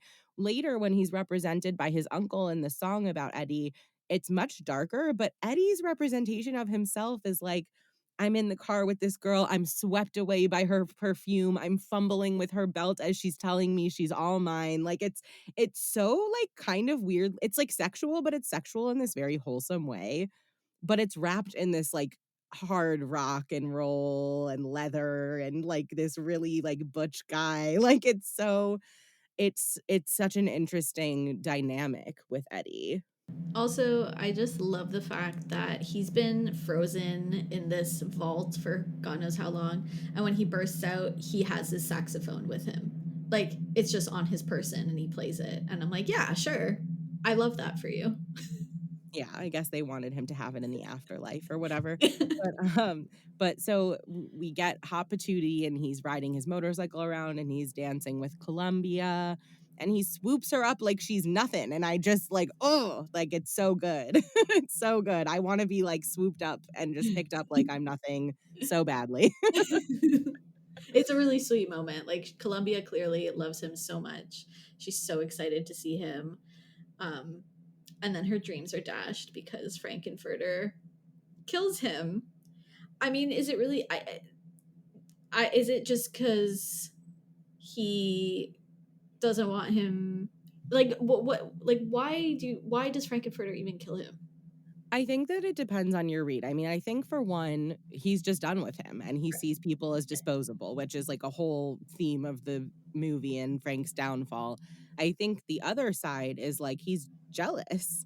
He doesn't really want Columbia anymore and he doesn't really want Eddie anymore, but he sees them love each other and is like, no, no, no, no, no, none of that. Like, I have to be the pole around which all of this revolves. And so if you two are loving each other in your own thing, that's unacceptable to me. Yeah, that makes sense to me for sure. And Columbia is so much more like ingratiated into their weird little family that she's not as disposable as Eddie is, maybe. That's my own whatever, like interpretation, but that's kind of how I look at it. Yeah, and he's just so focused on his own pleasure and what he like, even just creating Rocky, and then Columbia and Janet being like, Rocky's fine. And he's like, well, it's not for you. He's for me. And I think he's great. And you should agree with me. So, of course, there is, as much as he's like such an iconic character and he's so fun to watch, he obviously has flaws to him. The biggest of which is that, yeah, everything revolves around him. Yeah, and so after he kills Eddie, he pretty seamlessly goes into the "I Can Make You a Man" reprise, and I love this moment with Janet where he's singing about all the muscles and, like, all the different body parts and workouts and things, and then he opens his mouth to sing his next line, and instead of him singing the next line, we see and hear Janet, like, across the room say, "I'm a muscle fan," which I just think is so funny. And then obviously Brad is like, "What the fuck?" And she's like, "Oh, oop, oop, sorry." It's so cute. It's sung in such a high pitched way. And I do want to have a little aside to praise Susan Sarandon because I've heard her talk about how she was pretty scared to do this movie because she's not a singer. And I would say that's pretty obvious, but I think it's absolutely perfect for Janet. I think if Janet, in this movie at least, I think if Janet has like a super perfect singing voice, I I don't know what I think, but it just wouldn't work for me. And I don't think her voice sucks, actually. I think it's perfectly fine. But you can tell she's not a singer. So I don't know. It makes her feel like more real. And she does have a really high pitched, like, lilt to it. And I think it just actually was like a perfect decision. Yeah, I totally agree. I think if it was too polished sounding, it would kind of take me out of it. Yeah, so they kind of finish this song and this sequence, and then Janet and Brad get sent to separate rooms in the house. And I think this is like maybe the most controversial moment in the movie where basically like sequentially Frankenfurter goes into each of their bed areas. They have like canopy beds and poses as the other one. So he poses as Brad with Janet and he poses as Janet with Brad and like hits on them, whatever, and very quickly is revealed to be himself. and proceeds to like have some level of sexual contact with each of them. Yeah, this is always the scene that I feel conflicted about and probably would wish it to be different, but there's a lot to dissect in it. What I find fascinating, and maybe I'm just misunderstanding, the way that the scene goes. So first he goes to Janet's room, and it's really ingenious because as a viewer you are looking through a curtain, so it kind of, I guess, looks like Brad. And also they use, I forget the actor's name, but the actor who plays Brad, they do use his literal voice as the voiceover. So if it's your first time watching, you kind of have to assume it's Brad at first. And then the thing is that like when Frankenfurter like gets in the bed with Janet, it seems like it's out after like 2.5 seconds. Like they have sex for 2 seconds, and then it's revealed that it's actually Frankenfurter, and Janet's like, "Oh my god."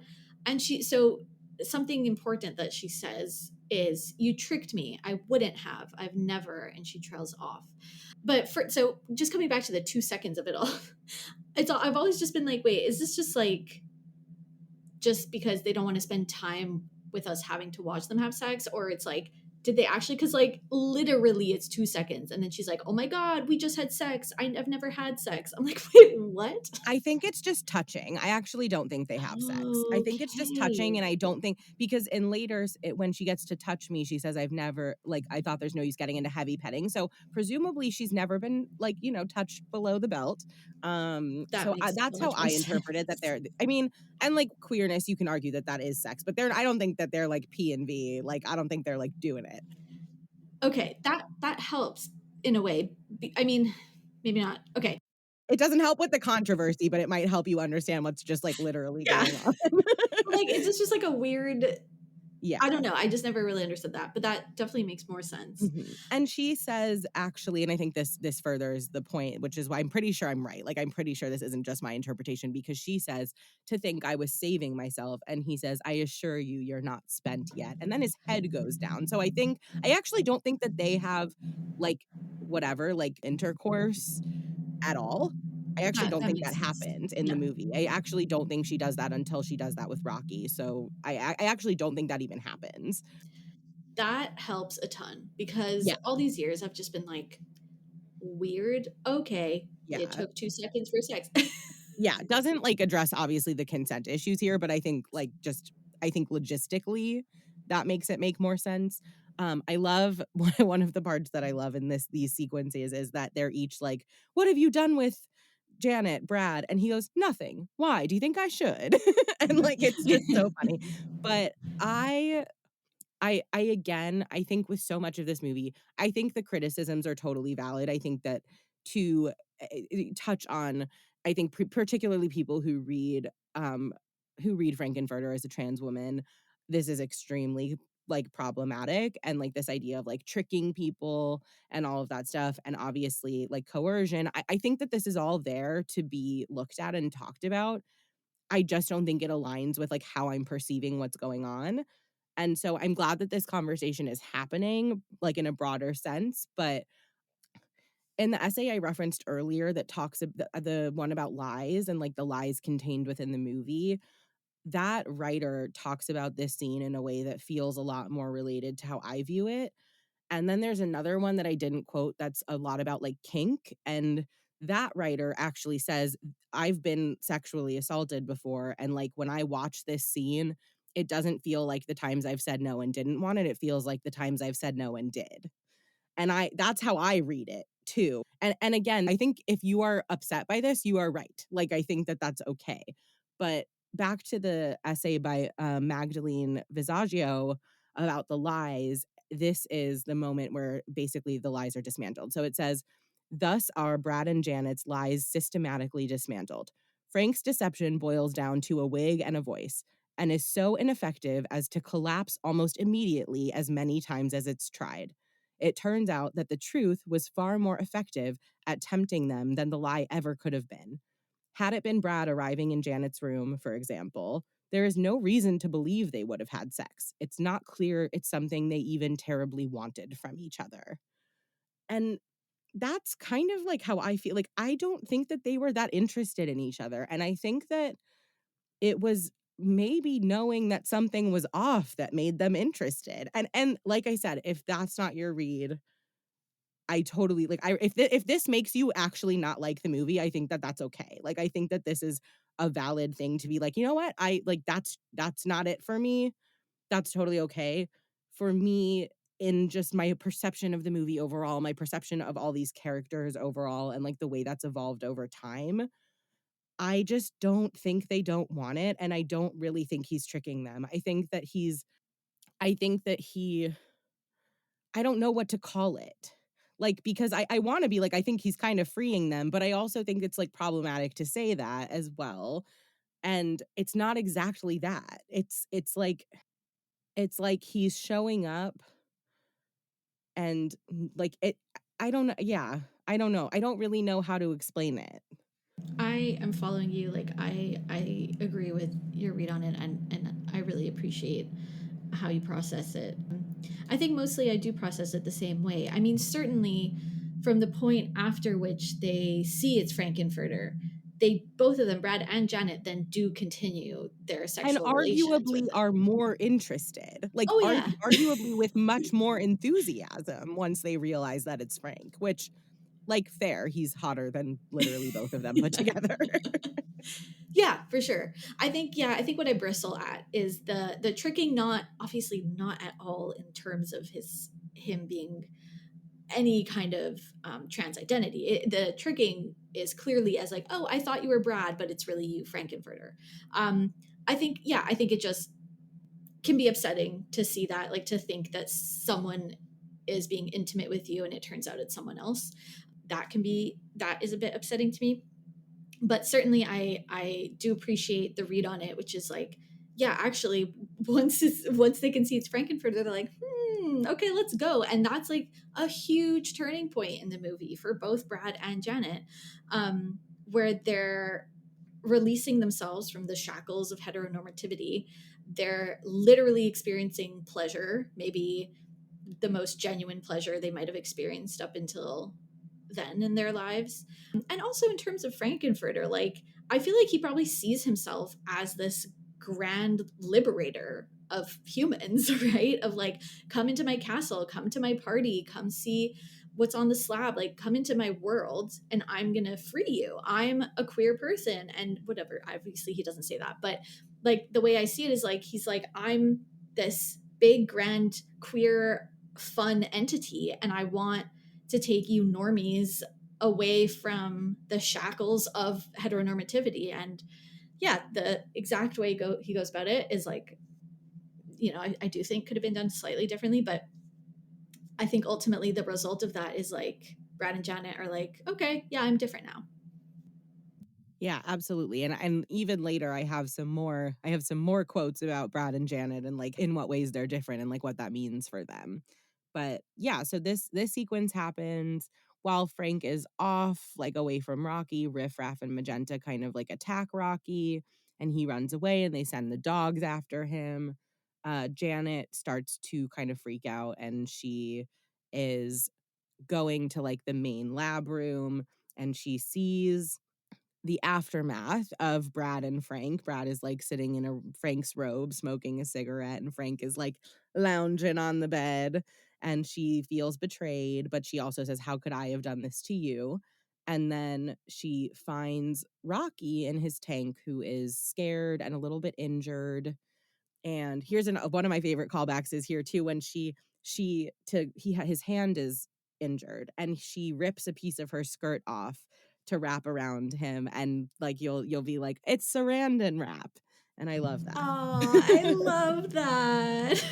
And they have this moment and we go back to the criminologist who like we need to like do I think at the end we need to just like talk about the criminologist as a concept, but he's the narrator and we flash back to him and he defines like emotion and talks about how Janet is now like a slave to emotion and she is clearly like she touches his hand and like something happens to her and then we get into Janet's kind of solo song touch a touch me and I like this song is her like big transformation, I think even more than her time with Frank.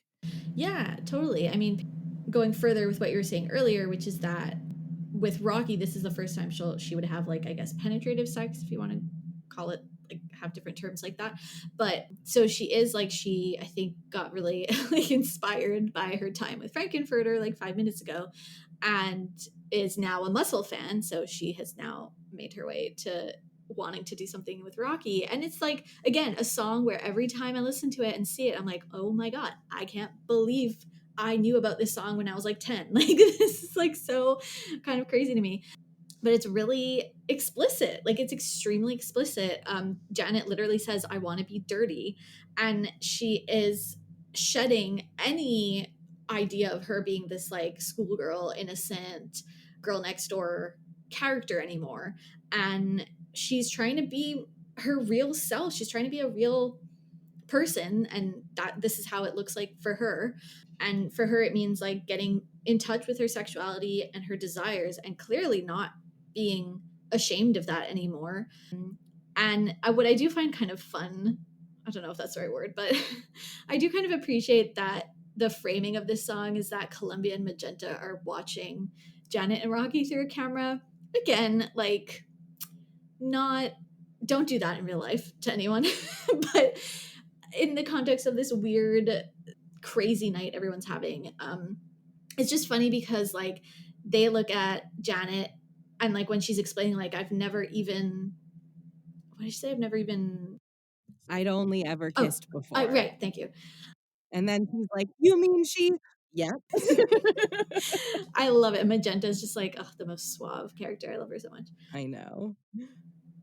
Anyways, yeah, Janet and Rocky have sex in the like tub that he was created in, and there's all these rainbow colors again. It's so, so, so Mhm. cool. Yeah. And I think one of the things that I think softens me to Columbia and Magenta watching her, which again, don't do this in real life, like this is gross, but I think there are two things here that make me like it in the context of the movie. And I think one of them is that they seem to have this like really lovely kind of sapphic light connection, and they're touching each other. They're not touching each other really explicitly, but they are touching each other in ways that feel highly suggestive and feel so playful and fun and like light in a way that the sex in the rest of this movie doesn't. Not that it feels heavy and bad, but it's such a different tone between the two of them. And then the other part of it is that they're kind of cheering her on. They're like, "Good for her. Like, she's getting with Rocky." They're like, "She does," like there's an air, and I think this speaks to them all being women, like, to whatever extent Magenta is a woman, Magenta is an alien.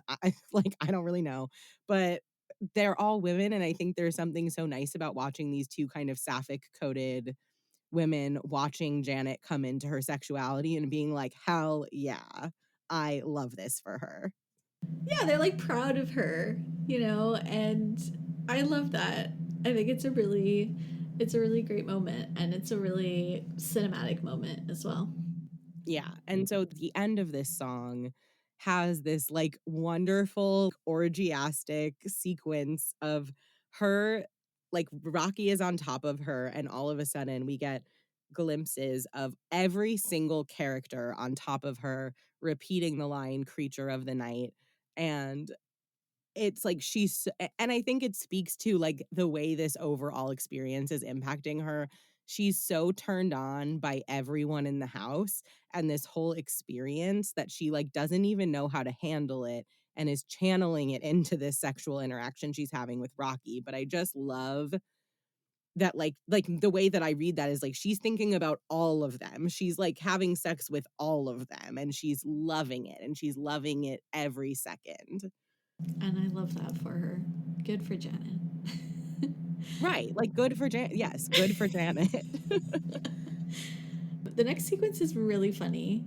We finally get an appearance by Dr. Scott, who is the teacher that Brad and Janet were on their way to see. But it turns out he was going to the castle to try and find Eddie, who is his nephew and has obviously disappeared.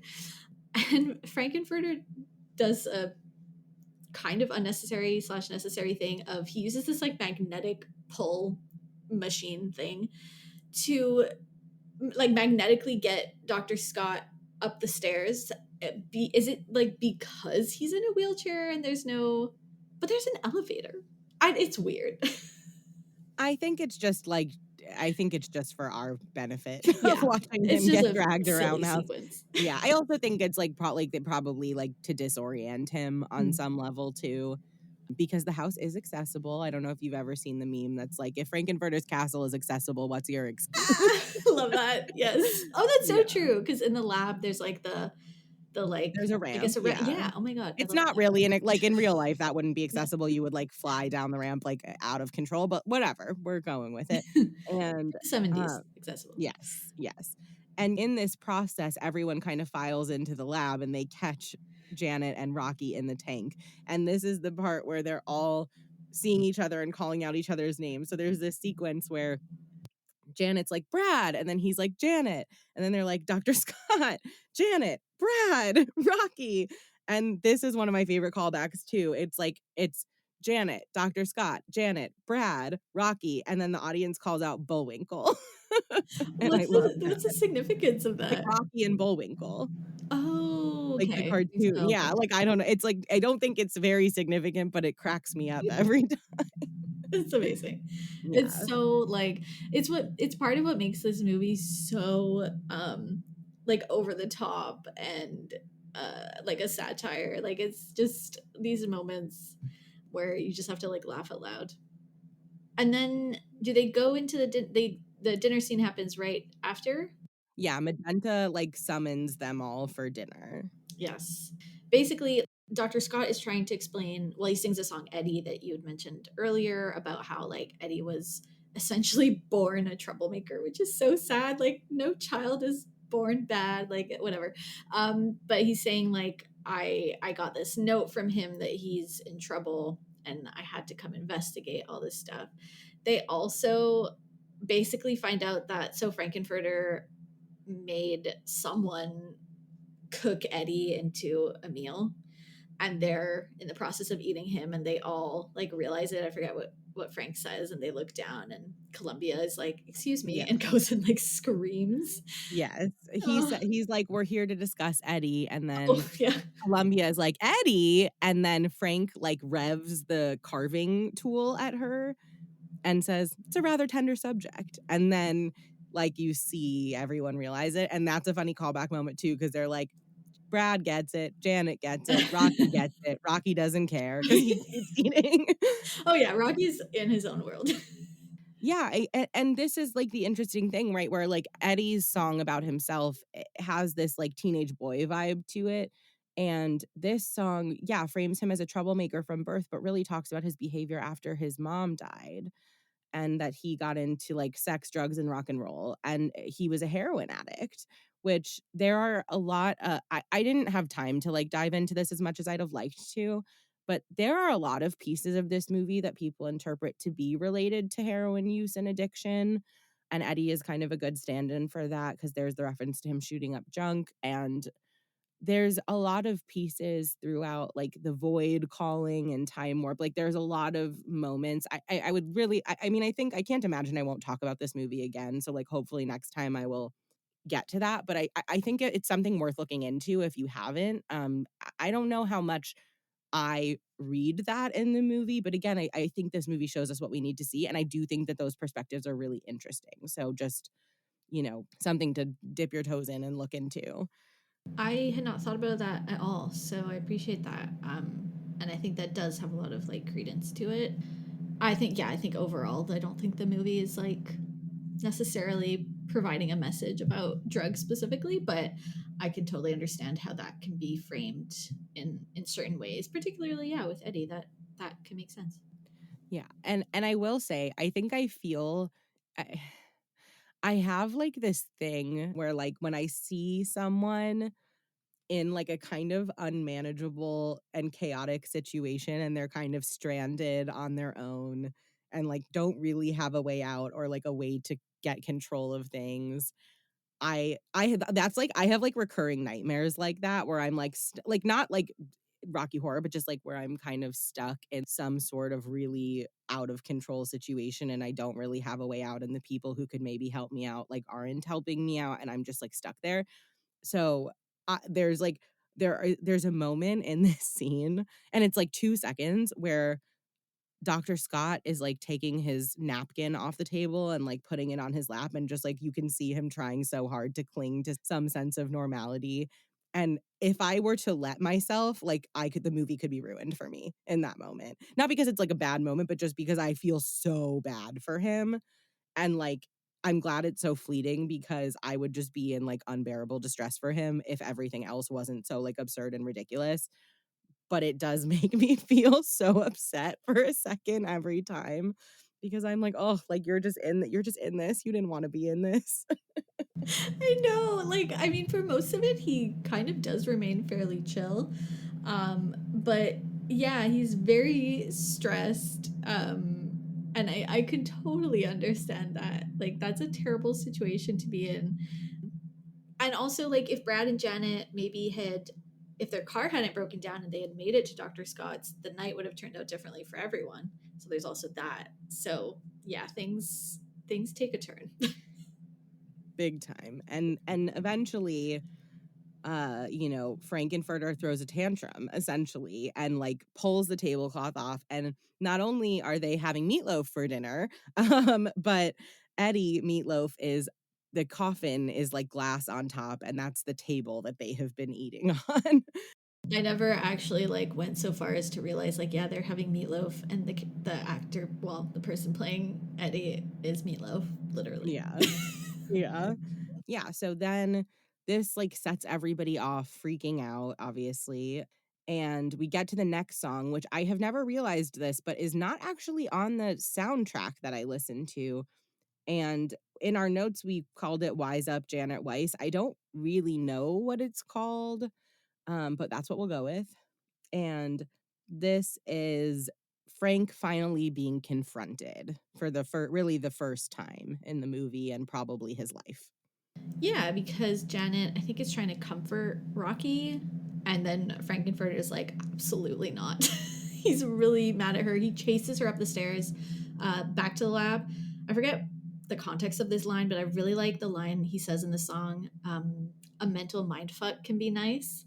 I think it's just like a nice nugget of a line. It is, and before that, like, not immediately before, but earlier in the song, he is hurling insults at Janet. He says, "You're as sensual as a pencil." He says, "Your apple pie don't taste so nice." Like, he went from seducing her to, again, like, throwing a tantrum. Like, he is so unable to not be the center of attention and the center of people's worlds that this just, like, totally sets him off. And he uses the sonic transducer to glue them to the floor, basically, so they can't move, and this is, like, the this is the part where they're calling him a hot dog, and his name's Frankenfurter, so it's obviously hilarious. And is it Brad or Janet who's like they each get a line. They say you're a hot dog, then they say something else, and then he So, Brad and Dr. Scott say the same thing. They say, "You're a hot dog, but you better not try to hurt her, Frankenfurter." turns them to marble, right? Yes, and then he turns them to marble, and then Janet says, "You're a hot dog," and he zaps her right away, and the callback in that moment is like, "Eh, it wouldn't have rhymed anyway." Yeah, Because hurt me doesn't rhyme with yeah. Frankenfurter. I just find it so funny. He's like, "Fuck this hot dog line!" Like, shut up. Right. And this is where the movie takes, like, a more profound turn, and Columbia storms in, seeing all of this happen, and she says, "I can't stand any more of this. First, you spurn me for Eddie, then you throw him off like an old overcoat for Rocky. You chew people up and then you spit them out again. I loved you. Did you hear me? I loved you. Yeah, and what did it get me? I'll tell you, a big nothing. You're like a sponge. You take, take, take, and drain others of their love and emotion. Well, I've had enough." And like, for the first time, someone is really saying to Frank, like, "You cannot treat people this way just because you're having a good time. Like, you don't get to do whatever you want for the sake of your own pleasure and enjoyment." And he he turns her to marble too, and then he looks over and Rocky is, like, posing and, like, being sexy, and so he turns him to marble too. Everyone's just this marble statue. I mean, it's gorgeous. And then there's such a great line. Frankenfurter turns to the camera and says, "It's not easy having a good time." And he follows it up with, "Even smiling makes my face ache." It's like lovely. He's like, I know y'all are watching me. Like, let me just break the fourth wall for a second. Totally. Totally. And so then he gets them all dressed in their like performance outfits for the floor show. They're all in fishnets and corsets and feathers and sparkles. And he unzaps them. And that's where we get to Rose Tint My World, which is like 3 songs put together. So it's the floor show, it's Don't Dream It, and it's Wild and Untamed Thing kind of rolled into one song. It's very elaborate. I think it's like the most complex, elaborate, kind of profound moment of the show because each song is long. There's kind of reprises of different of each one, I think, and it's the whole. It takes up the whole rest of the movie. Hmm. And so the refrain of Rose Tints My World is Rose tints my world and keeps me safe from my trouble and pain. This is like part of the heroin take as well, but I'm not gonna, like I said, I'm not really gonna get into that so much.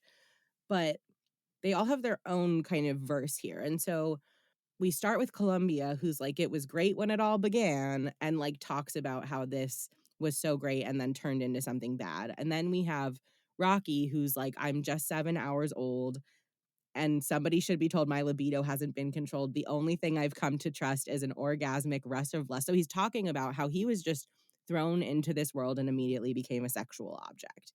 And so they're both talking about how this has not been so great for them. May have been great when it began, but it's not so great now. And then in the essay from Absolute Pleasures, the one I keep coming back to about lies, the author talks about like kind of Brad and Janet's journeys and how they are talking about it because they're both having big realizations in the aftermath of this and seem to be benefiting from their experience. So it takes a turn.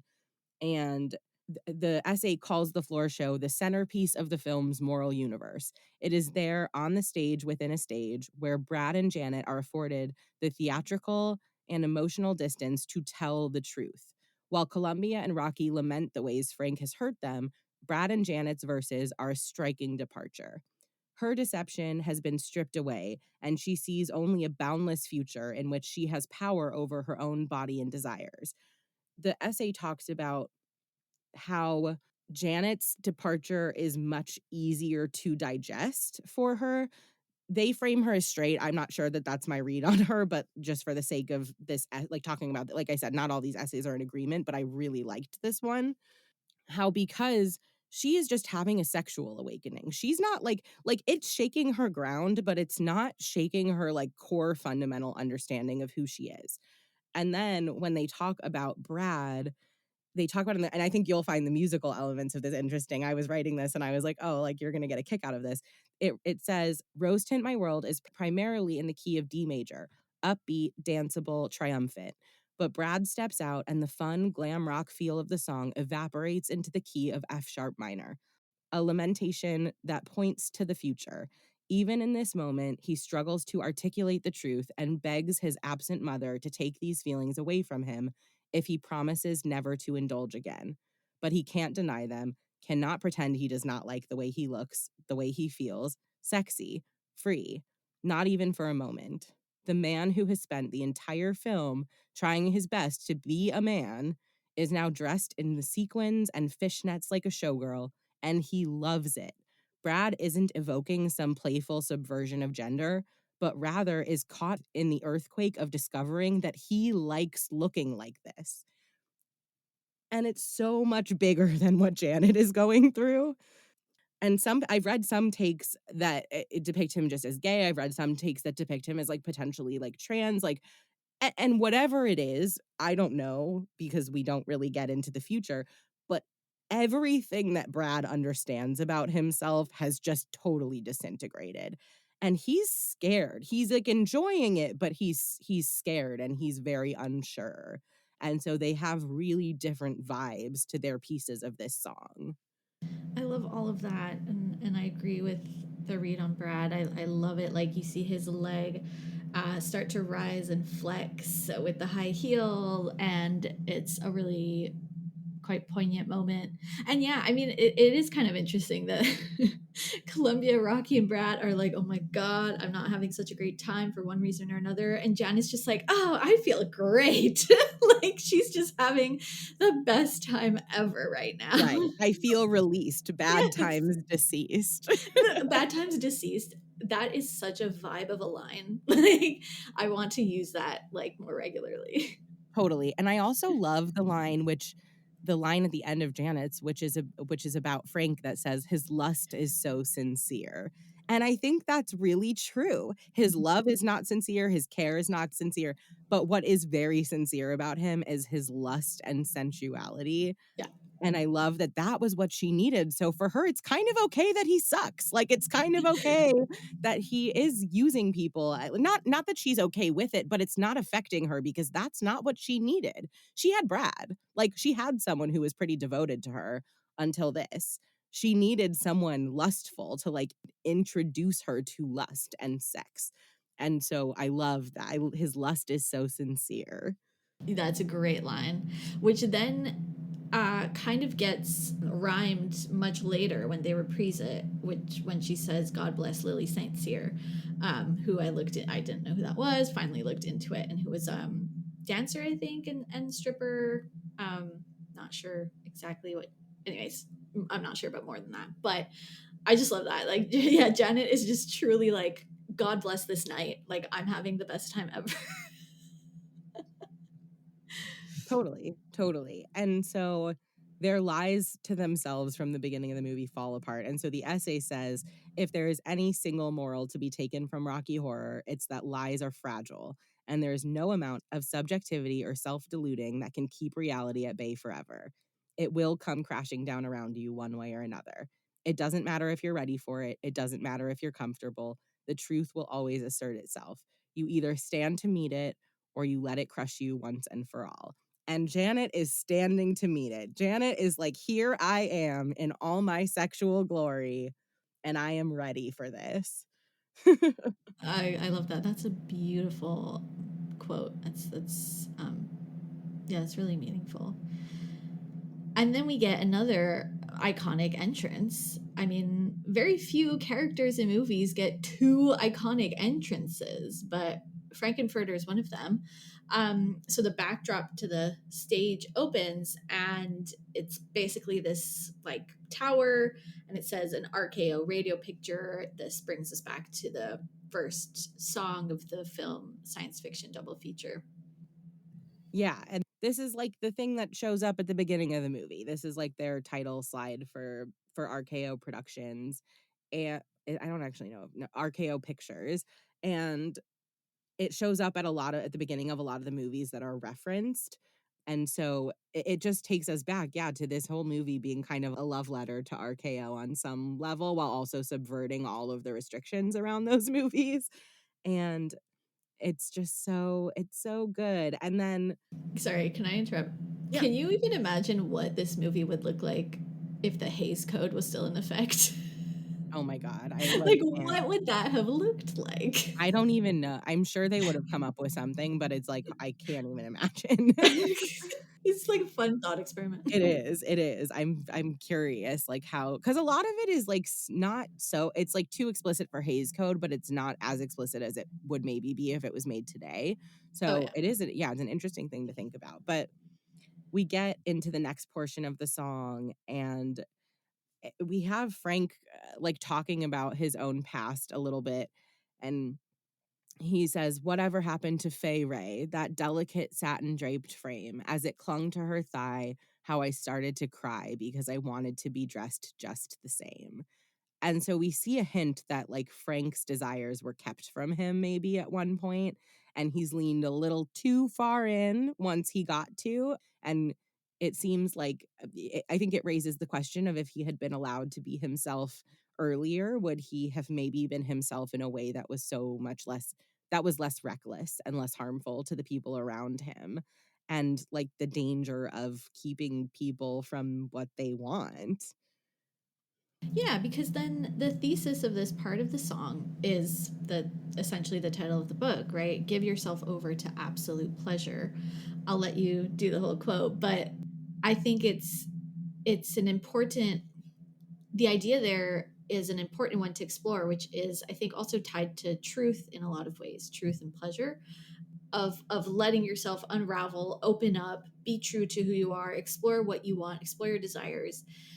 And as we'll see later, then you get someone like Riff Raff being like, you've gone too far with that, to the point of which, yeah, like you said, like he's Frankenfurter is not taking into account other people's feelings anymore in his quest for absolute pleasure. But I mean, what a line, like what a thesis, what a statement to say. I think that's kind of what the movie's about in a lot of ways. Yeah, I think it's an invite and a cautionary tale at the same time. And the whole quote, and I did write this in my notes without listening and without looking because this just lives in my head so rent-free, is give yourself over to absolute pleasure. Swim the warm waters of sins of the flesh. Erotic nightmares beyond any measure and sensual daydreams to treasure forever. And like this is what you leave Rocky Horror with. Like right when you go, it's this like sexy, chaotic, crazy, fun time. And they are memories that you treasure forever. Like they are sensual daydreams that you treasure forever. Like so many of my fondest memories, particularly of the time in my life where I was going all the time, are so wrapped up in my experiences at these shows and like the dopamine rush that I get just hearing one of the songs and like I have these I have flashbacks, like the good kind of flashbacks where I'm just like back in it for a minute and like it's so profound and like I feel like that whole quote is so it and he ends it by saying can't you just see it, and it's like, we have just seen it. We just sat through this movie and this experience, and we have seen it now. Not only that, but then the next big line that gets repeated a million times is don't dream it, be it.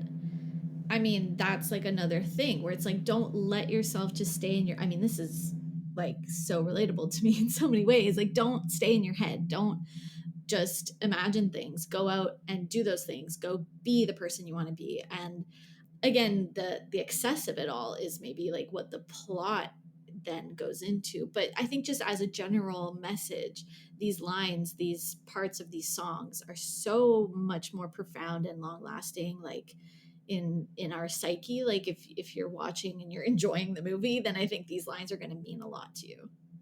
So just jumping off of the don't dream it, be it, my next tattoo, hopefully my next one, like if I stick to my plan, is I want to get, and it's very like cheesy and cliche and like probably 10 million other people have it. And like that's why I want it. I will probably have tattoos that are very niche and like only random. Like I have a tattoo of a quote on my thigh that like I've never run into someone who has recognized it. And like I love that. But this one is designed to be for the masses, I think. And I want it to be like on my outer butt cheek, like where you'd see it if I was in a bathing suit. And I just want it to be the lips and I want it to say don't dream it be it in the Rocky Horror font. And I just like need that on my body. And in the book, like one of the writers talked about how Rocky Horror is kind of like a secret handshake where like if somebody like responds to a Rocky Horror thing, you just kind of know like either they're queer or they're just like you're kind of weirdo and freak like, and it just draws people in. So like that is, I just like think I would tell you. I just thought I would tell you that. Thank you for telling me that. I'm so happy you did. And I think that is gorgeous and amazing. And I can't wait for you to get that. And I love that. I mean, the lips and the font are ready, just so perfect for a tattoo. And that's such a great line. Totally. So the next shot in the movie is really cool. They're all the characters are swimming in the pool, and the bottom of the pool is a painting of Michelangelo's The Creation of Adam, with like God and Adam like touching or almost touching fingers. It's like a really iconic painting. And Frankenfurter is also like swimming with this like I don't even know what to call it. It's like a circular Like a life life raft. preserver, Is it? like the circular, like before they had baby life jackets thing. Yeah, but it says it's SS Titanic on it. I just thought that's like a nice touch. I don't know. Yeah, it's very random. Well, and I have a quote about this that I'll get more into it later, but I think crucially, Frankenfurter is positioned between God and man, like, in the scene, in the shot. He is, like, Oh where yeah. their hands come together is where Frankenfurter is floating. My brain is exploding. Yeah, I actually hadn't noticed that. There's a like I said, there's a quote from the book that we'll get into about, like, what this means and how it relates to Frank, but I as soon as I read that, I was like, "Wow, okay, I see why this painting is here a little bit even more than I already did." So many nice touches in this movie. Yeah. But yeah, they're all kind of like swimming around, having some kind of like orgy, I want to say. I don't know. They're just swimming and having a good time. And then well then they go back on stage, they perform, they're singing, they're all wet. It's like really funny. I feel like they're probably exhausted at this point, but Oh, they're yeah. still performing. That's show business.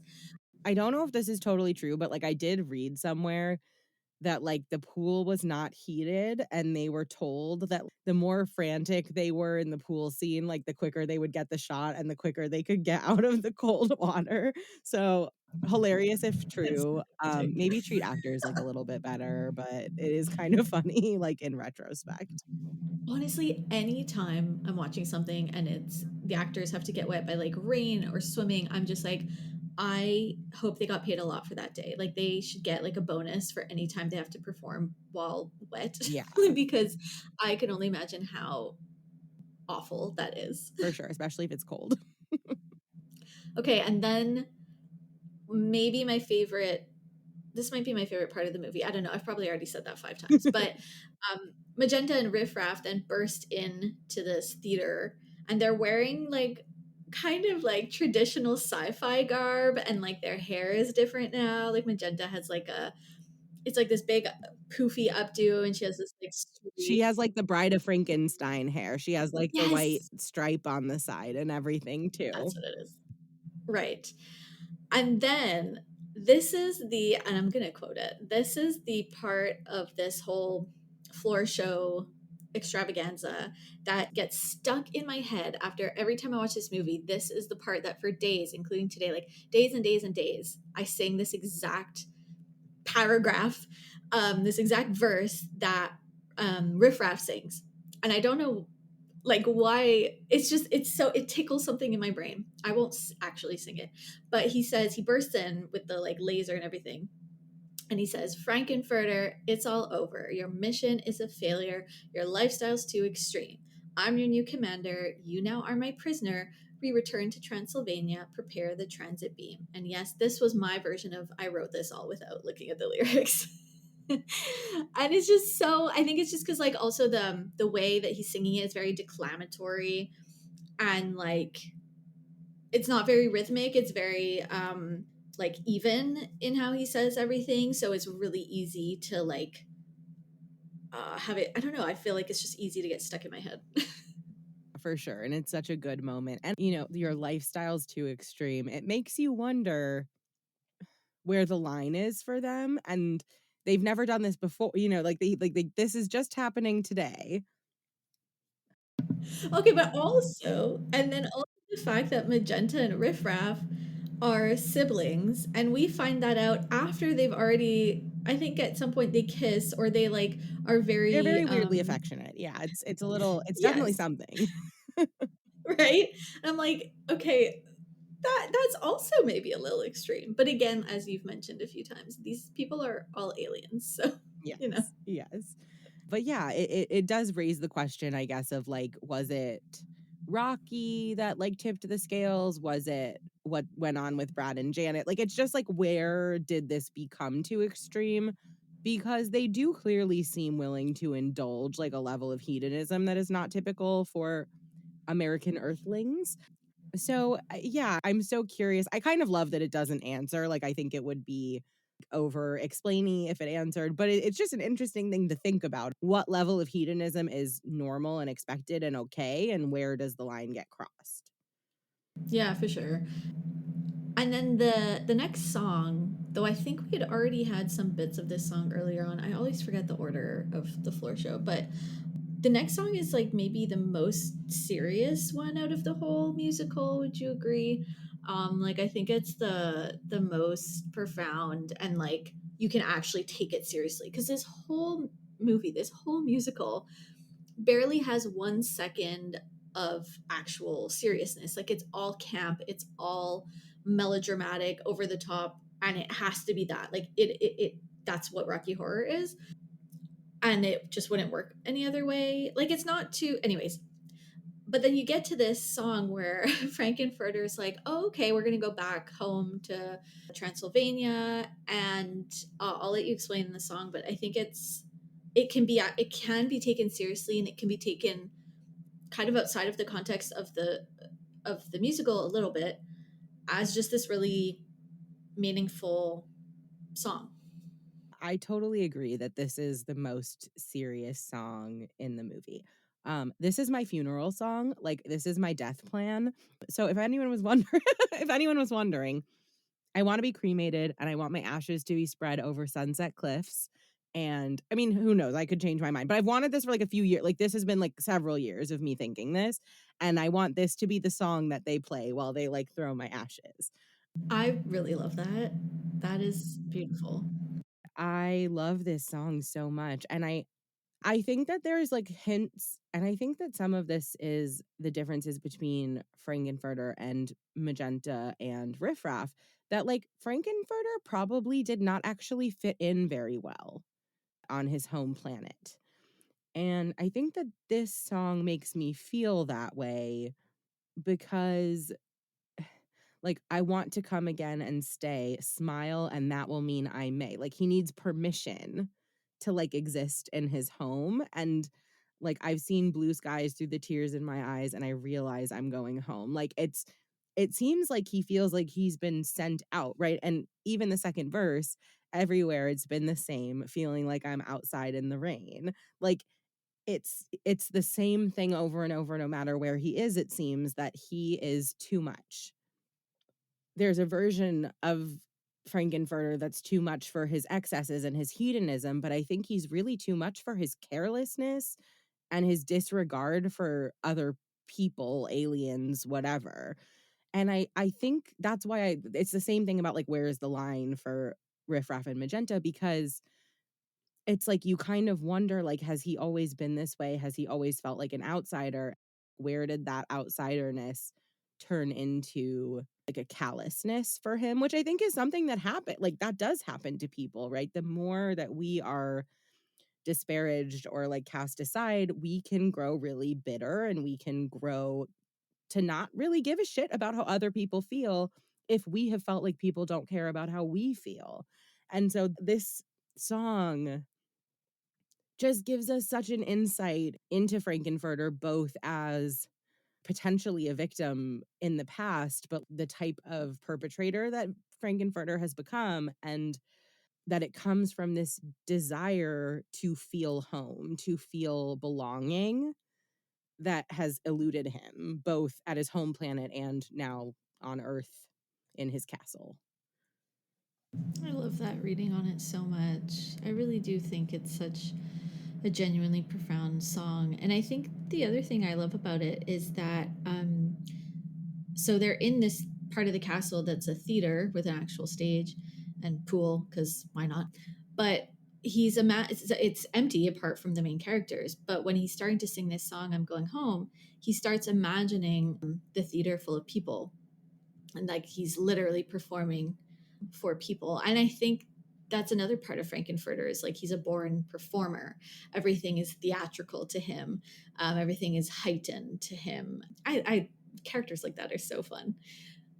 But when everything is so heightened and everything feels like a performance, what you're masking is vulnerability, and he's showing this vulnerability here. And he really does cry, and he has this moment where he like puts his fists to his eyes and kind of drags them down, and so his makeup runs down his face. I always like that shot. Yeah, because that is like taking off the mask, right? The makeup kind of is the mask. And I think, like, in this imaginary audience, you just see his desire to be loved and his total inability to, like, know how to achieve that goal, but it's there. It's there. He wants to, and maybe the desire to be loved somewhere along the way got, like, warped into a desire to be adored and to be worshiped. right? Because his view of what love means has become so skewed by his own experiences, both probably as feeling like an outsider and then in what he has done to other people, that it's turned into something else. And I think we see that in this imagined audience. Yeah, absolutely. I would agree. The next sequence is basically Riff Raff being like, "Oh, LOL, you're not coming with us." Like, don't know what you were thinking, but actually, we're gonna kill you now. Right. We refers only to Magenta and myself. Exactly. And it's kind of funny because it's almost kind of just like a record scratch where it's like Frankenfurter just had it's such a beautiful song crying about like, oh, you know what? Fine. Like I'll give in to you, Riff Raff. Like I'll come with you. Let's go home. Like you said. And then Riff Raff is like, no, not you. I'm about to kill you actually. There's a really interesting line that Dr. Scott says because basically he's like agreeing with Riff Raff. He's like, yes, like I'm fine with all of this happening. And he says specifically, society must be protected. And I think that's such an important line because it kind of reveals so much about, again, about queerness and like how it's viewed and how these like straight laced people, even like a scientist who you wish would inherently be more open minded, even those kinds of people can be very, very close minded about just like the different ways you're allowed to be a human. And he's like, yeah, this, I mean, he doesn't elaborate. So protected from what? Is it, again, is it that Frankenfurter has killed people? Is it that Frankenfurter is from another planet and like he doesn't like aliens? Is it that Frankenfurter is some kind of queer? Like he doesn't specify. It's probably an amalgamation of everything that Frankenfurter is. Um, but yeah, I'm curious on your take on that line because I think it's really important. Yeah, I go back and forth because I think there is that element of like white cis hetero patriarchal society and like the need to protect that society from queerness. But I think society needs to be protected from people like Frank. Like he's not good. He's not good just because he's queer. And I think this is the thing for me. I think that Frank is a monster, unfortunately. Maybe there's a lot of layers to that and like it's complex how he got there, but Frank is willing to dispose of people quite literally for shits and giggles. And that's not queerness. That's not, you know what I mean? Like he happens to also be queer, but like let queer people be evil and fucked up also. You know what I mean? I don't actually need them to all be pure of heart and like deserving of all these things and whatever. And I'm not in favor of the death penalty. I'm not even in favor of prisons, but just like in this universe, I don't know that he should die even in the context of this movie, but I do think society needs to be protected from him because he is willing to do whatever the fuck he wants no matter who he hurts.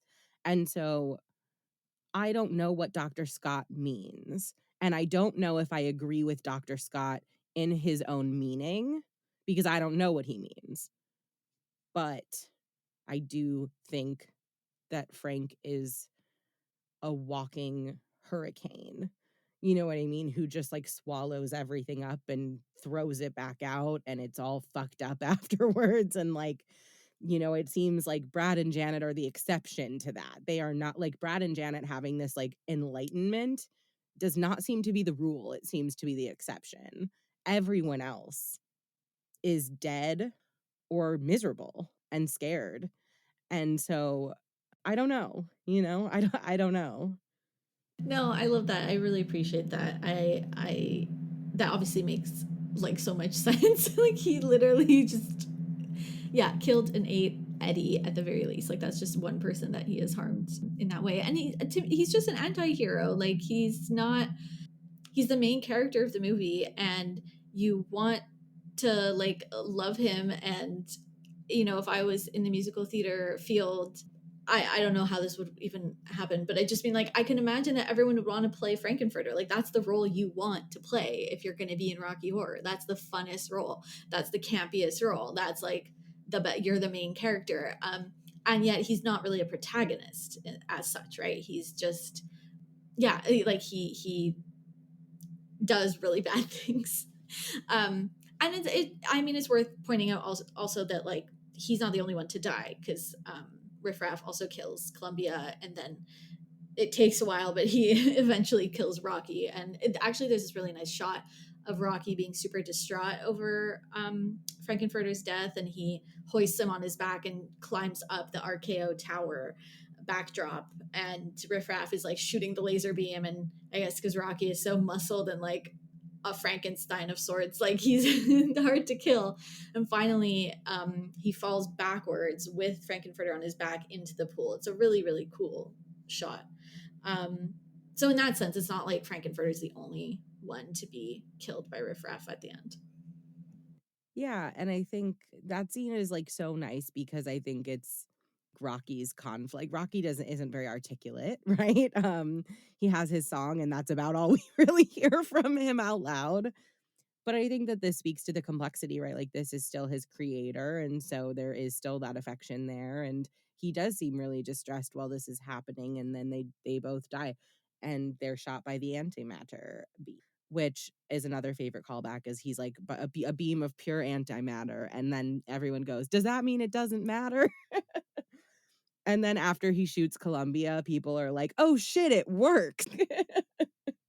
Oh, that's good. Which, like, adds so much levity to such an intense moment, but yeah, I mean, I think anti-hero is the exact category that Frank slots into, and even some of these quotes from the book kind of touch on that. Like, there's Tanya Marquardt, I don't think I'm pronouncing that right, I'm really doing my best, wrote in their essay, "Frankenfurter is the antagonist that you love to hate but love to love, an embodiment of taboo in all its form, fucking, fighting, feeding, and fleeing.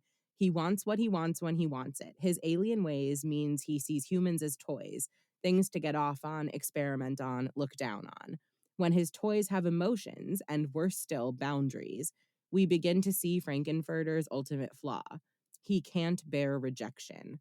And when met with a no, his reactions range from petulant to psychotic, sexually assaultive to sociopathic, right? So we do love him. We love to love him. We love his entrances. We love his glamour. We love his attitude and the sensuality that he exudes. But he doesn't care about anyone. He doesn't care about anything but himself. This quote posits, right, that it's because he's an alien, but I don't know if that's why. Like, I think that's an interesting take. Like I said, this book is full of essays that don't agree with each other. So, like, that's just one version of it. And maybe it's because he's an alien, and maybe it's just how he is because he's Frank. Maybe it's actually that simple too, but either way, he's like a petulant child, but he's wrapped in sex and glitter and glamour and like just oozes charisma. And it's a really interesting combination of things to exist in a single character. I don't know. It's like hard to it's like hard to even explain Frank. Oh God, yeah. But I like that read on it. I think I'd agree. And he like, so I just characterized him as the main character of this musical, but like I think in his brain, like as a character, like he sees himself as the main character, right? Like people talk about that nowadays as like almost like a slang term or whatever. Like he literally thinks he's the main attraction in any room he walks into. And it is in some ways it's kind of true because he's so like larger than life and extroverted and everything. But like the quote says, like the second that someone is defiant towards him in some way, it's like, wait, what? Like I'm the most important person here. How can you not realize that? Totally. Main character syndrome, big time. Yeah. And I think, like, as we're talking about this, I'm really thinking too about how I'm still stuck on the like protect from society thing and like how that makes sense for Frank. And like I think this is maybe a hot take. This is like maybe like a warm take because it's not that crazy, but it's like a warm take. I think that Frank being punished, I'm not gonna say getting killed because like I just don't really like that just isn't really my vibe. But I think Frank having some level of accountability for his actions is as important as Frank being as audaciously sexual and gender fucky and all of these other things for the movie and like for what we learn from the movie because we should be ourselves and we should be free, but that also requires us to respect the freedom of others and respect their right to like be themselves and live how they want to live, and that we can't impose, right? That's where we become monsters, is when we start to impose. And so one of the essays by Holly Joy Wortman says the crime for which Frank is ultimately punished is allowing his excessive desires to hurt other people. Frank's downfall extends beyond parties and indulgence. Instead, the film serves as a cautionary tale about how Frankenfurter discards and mistreats those around him in his pursuit of hedonism. And then they go on to say Frank gets close to creating a world in his image and forcing that on others. He and his followers dive into a pool. This is the thing about the painting. He and his followers dive into the pool where he floats above a representation of the painting, The Creation of Adam. A wide zoom out reveals Frank between the outstretched hands of Adam and his creator. Just as Frank positioned himself in our human world as an all powerful giver and taker of life through Rocky and Eddie, in these acts, Frank committed a cardinal sin to play at being God. So Frank is punished. Right. So he is overstepping. He's taking it too far. It's not that he's taking it too far because of how queer he is.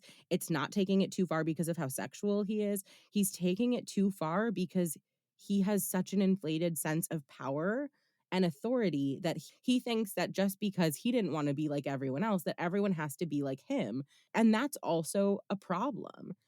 But I really like one of the things that this essay ended on, and it says, this community taught me that I can be whoever I want as long as I am kind.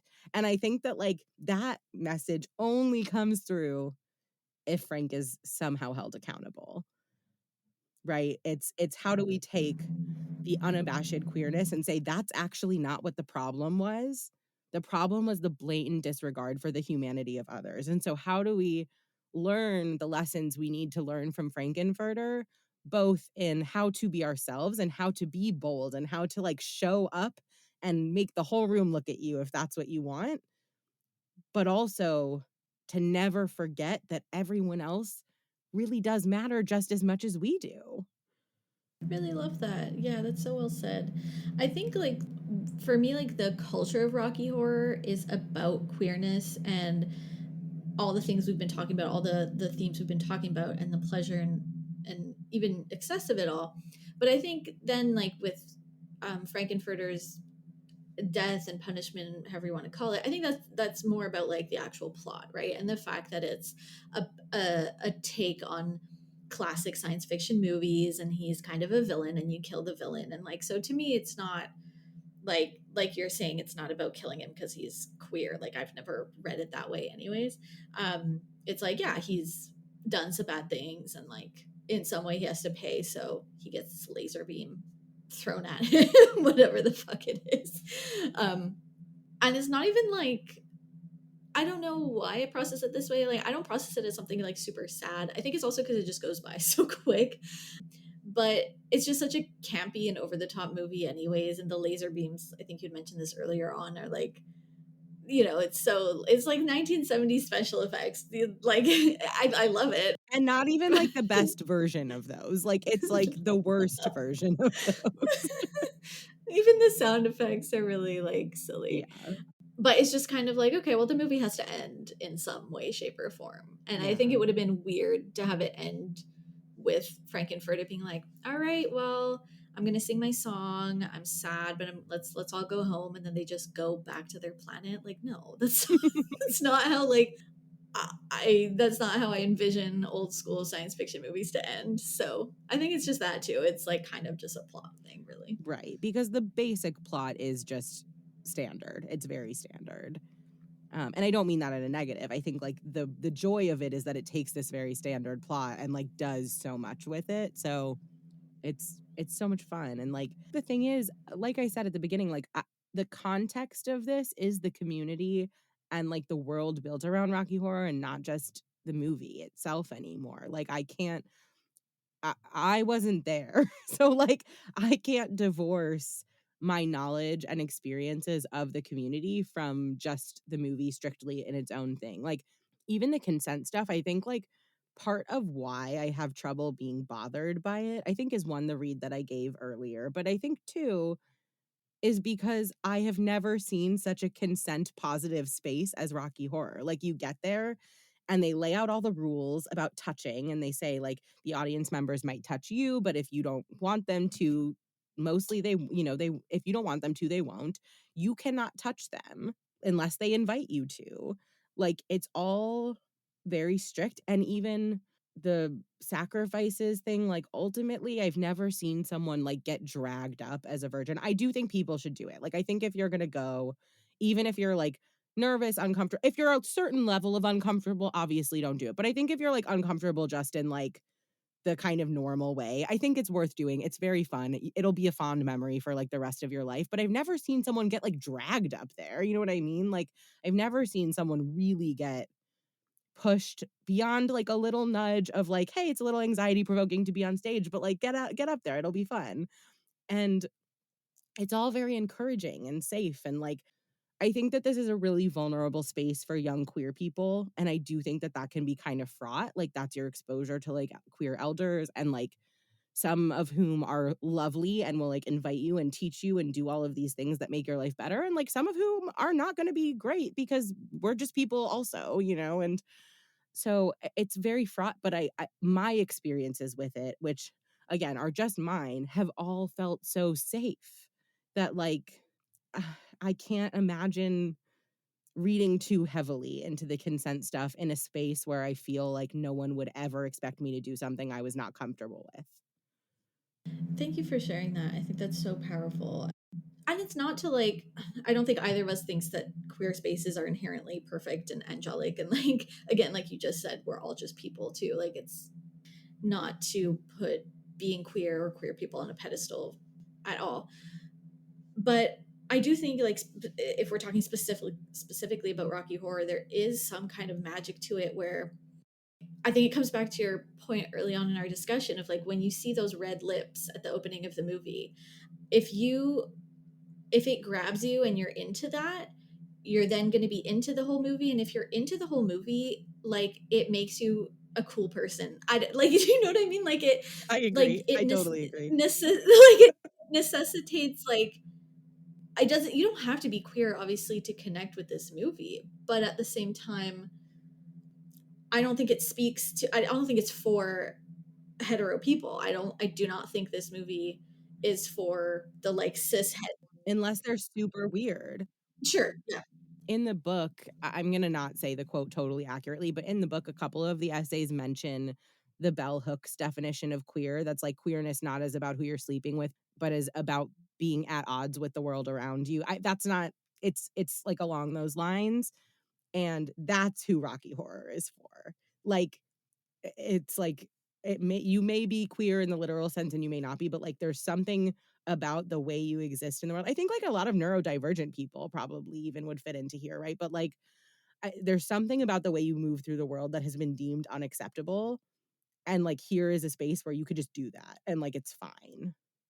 That's exactly it. That's exactly it. Like this is weird. Like I come back to the word campy too, or just camp. Like this is also kind of like the definition of camp, and like I love the like glam rock of it all, and like just the mix of styles and the genres of music.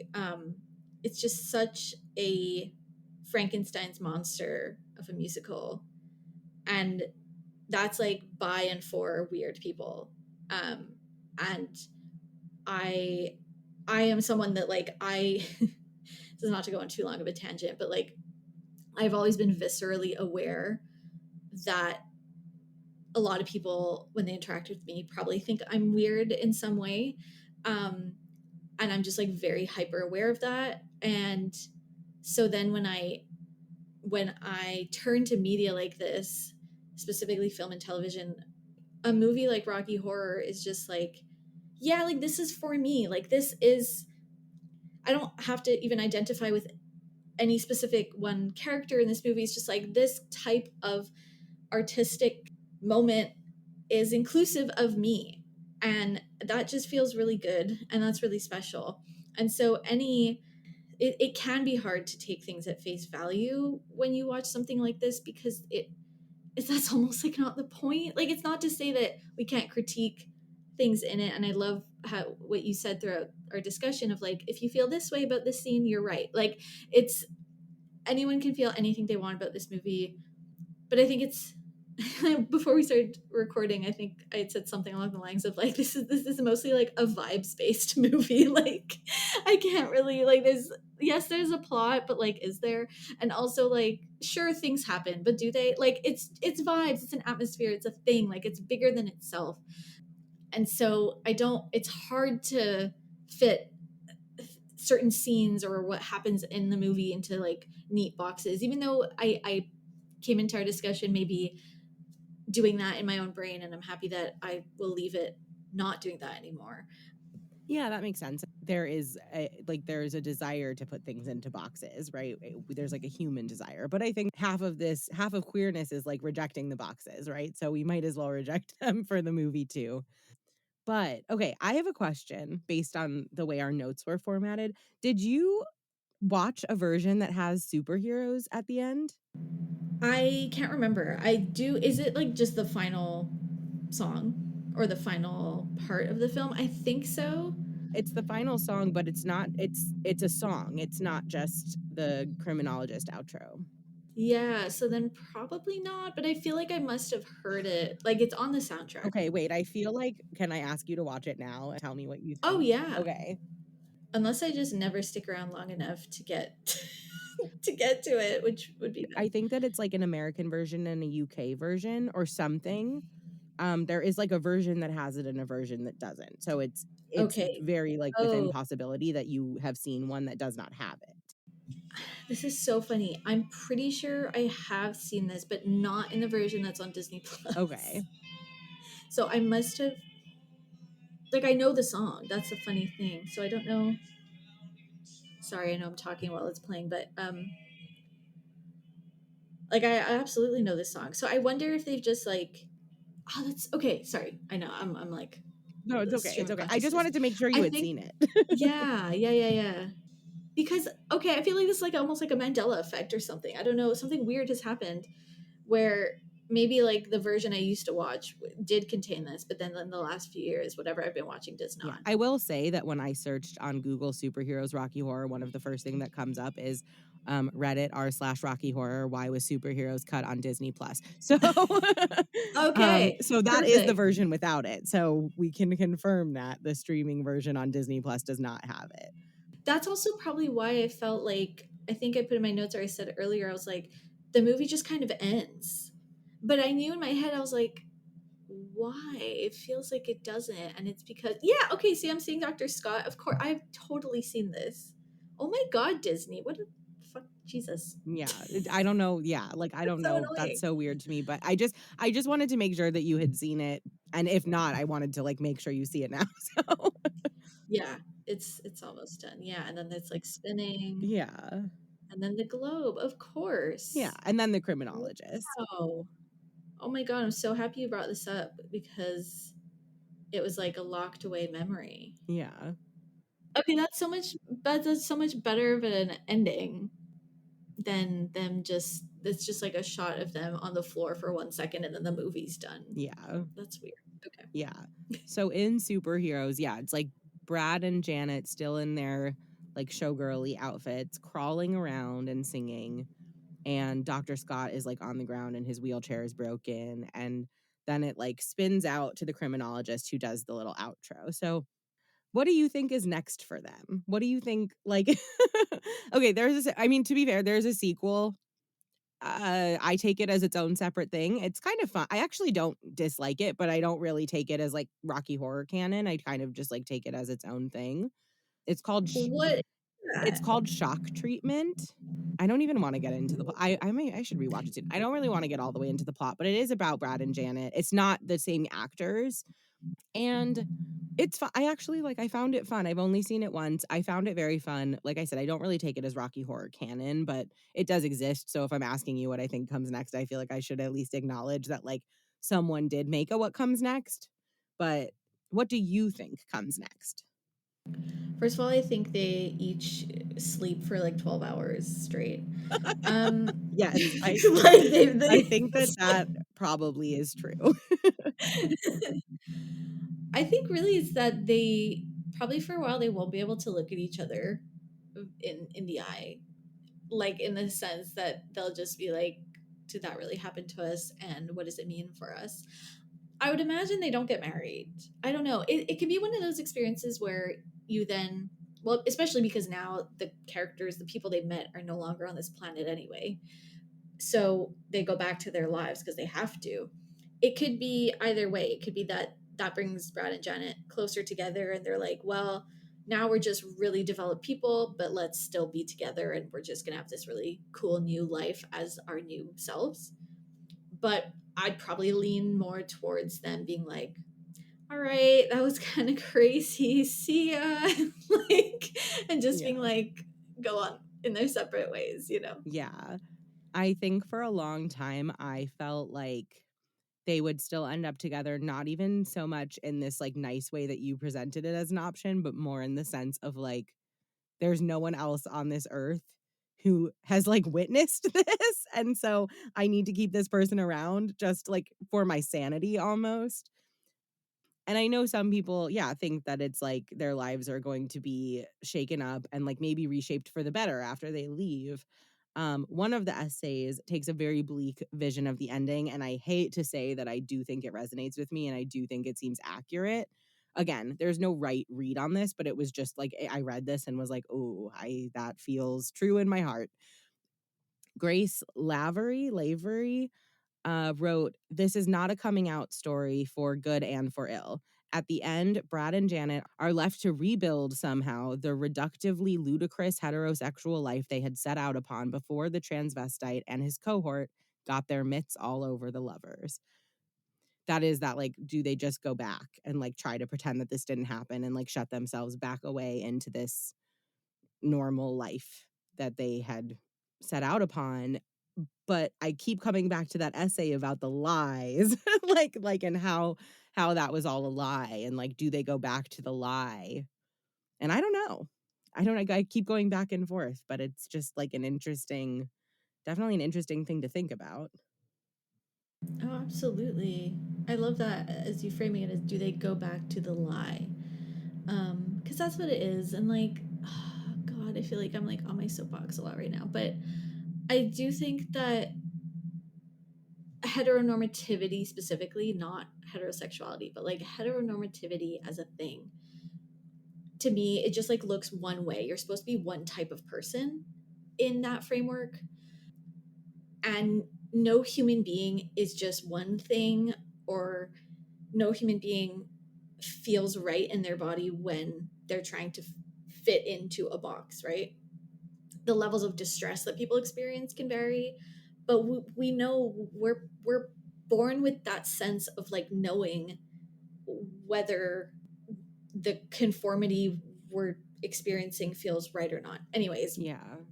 what my related thought there is that queerness is the opposite of that. It's this expansiveness, it's this openness. And it doesn't mean that every human being needs to say they're queer or be queer, or like I also like I don't care who you sleep with. I don't care who, like what label you want to use. Like it's not about that, but just to like I just love I'm just trying to I don't even know what I'm trying to say. I think there's so many people who do go back to the lie after they've had an experience like this. I don't know what kind of similar experience a human would have, but anyways, like an experience where you're shown um a new reality. I think actually Janet uses the word reality in the floor show at some point. You're shown a way of being that's different and possible, and you're like, oh wait, what? Like I could be this way, like I could live like this, but then for whatever reason you're brought back quote unquote down to earth, and in a lot of ways it's easier to conform. And yeah, I can totally imagine Brad and Janet being like, okay, let's try and even forget, actually like completely forget that that happened. We know what path we're on. This was only one night. It's not like it was 5 months of our time. Like it was just this one night. Crazy things happened. Let's get back on track. But like you brought up, like that will not feel right to them no matter what. Even thinking about the boxes and like you said, like the level of like distress someone feels inside a box will vary. And I think the thing is, I think there are some people who don't feel distressed because they happen to be the shape of the box. And they misinterpret that as thinking the box is safe and good. Like for example, like I like school. Like I like school type of learning. I learn well in like classrooms, textbooks, lectures. And like I didn't realize until I was an adult like how problematic that structure was because it was fine for me. Like I was like this is great. Like I'm learning. And I think, like, I could have gone my whole life being like, "Well, that's a good box." You know what I mean? But, like, I think there was, like, a point where I was like, "Oh, I just, like, happen to be shaped like that." And, like, that's not by my own doing, and that's not by the box's doing. I just, like, happen to be that type of person. And I gotta, like, know for real that that doesn't say anything about the box, actually. That doesn't make the box good. It just makes me box shaped. It's not something that we can, like, carry through to mean anything, and I think that's the thing, right? Like, I think that the people who do happen to be shaped the right way, the right, quote, like, major air quotes on right, but who happen to be shaped in this heteronormative shape, some of them do feel distress even if they're still straight, even if they're still cis, just because it is such a narrow box, but I also think that there are people who are box shaped who are loud and, like, think that the box is fine because the box never hurt them, you know, but the box hurts a lot of people, and I think most boxes hurt a lot of people. Oh my god, I love how you put that. That makes so much sense. Being box shaped. Like, I just never thought of it that way, and that's so wise. Oh, yeah, I mean, yeah, I think Brad and Janet are not going to feel. If they felt box shaped before, they certainly will not feel it anymore, and I wish them the best. Yeah, I highly doubt that they had felt box-shaped prior to this, but Yeah. yeah, so that's I mean, that's the movie. We'll obviously keep talking about it, but, like, that's the movie. We have, like, now encapsulated the movie as best as we can. Please watch. Like, if you're listening to this and you haven't seen Rocky Horror, like, actually, you're doing things wrong with your life. I'm sorry to be the bearer of bad news, but, like, please go watch it. Like, indulge yourself. Be aware of the consent things. I know that can be triggering for people. You can skip that scene if you really feel like you need to. Maybe us talking about it will have diluted some of that, but if not, you know, whatever. But if you've never seen it, I really do implore you to like give it a chance. Especially through the lens of like I think it is kind of fascinating for a grown adult to watch it in 2025. Like obviously if you're a young person, like you can't watch it before now, but like if you somehow could have watched it earlier in life and just haven't yet, I think that is like so interesting because it is so of its time. Like if Richard O'Brien was younger and came up with the idea today, that's not going to look like what it is. So it is a product of its time, but I think in one of the best ways. Like there's so many movies that you look at it, like old movies you look at and you go like, oh God, we don't need this. It's done. Leave it behind. You can remake it better. Like there's a lot of movies like that. And this one's just not like that. No, this one's not. We need this one. And I don't feel that way about very many things. Like I don't really like care about Harry Potter anymore. Like I know that that's really deep for some people. I even know a lot of trans people that like runs too deep for it to let go of, and like that's your journey to walk. But like we need Rocky Horror. I just really, I really think we do. We need the movie and we need the community. Like and a lot of the essays in this book were written by really young people, like our age-ish and younger, and that was so reassuring to me because I do think that I have some level of fear that it will run its course in my lifetime, and I just don't want that to happen. I just don't want that to happen. So, it was really nice to see people even younger than I am who are doing shadow casts, who care enough to write an essay, like, who care enough to write an essay about it. You know what I mean? Like, that was so comforting to me. But I think now that we've, like, gotten through the movie and all the things and, like, while we're talking about, like, these elements that are maybe a little bit less that haven't aged as well and like that are more controversial. I know you found an article about like transphobia and Rocky Horror. So do you want to talk a little bit about the article and just like what your own thoughts were based on the article and yeah, like just kind of start unpacking that to the best that you and I can. When I was doing my research, this was the only article that I'd come across that I remembered that talked about Rocky Horror in recent years. I think this came out last year. It's an article on them. The I don't know if you'd call it a publication.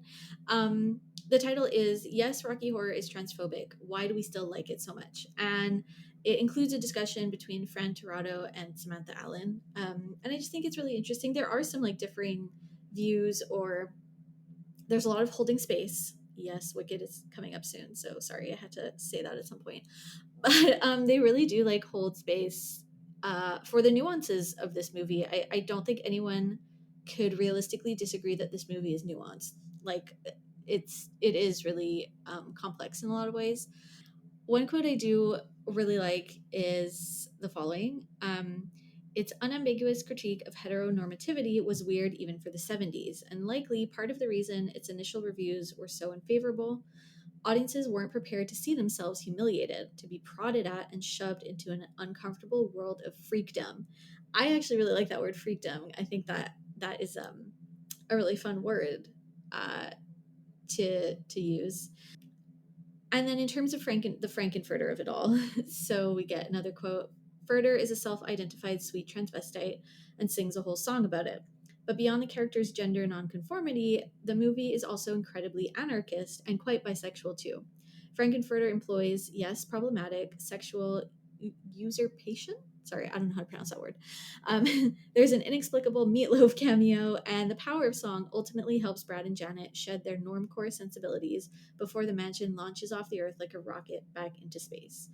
I think it's just kind of the article just kind of details like when you're especially when you're looking at it from a like today's lens, a modern lens, of course you can find like problematic aspects of how, and I mean we've already discussed this, but like how it depicts the trans umbrella.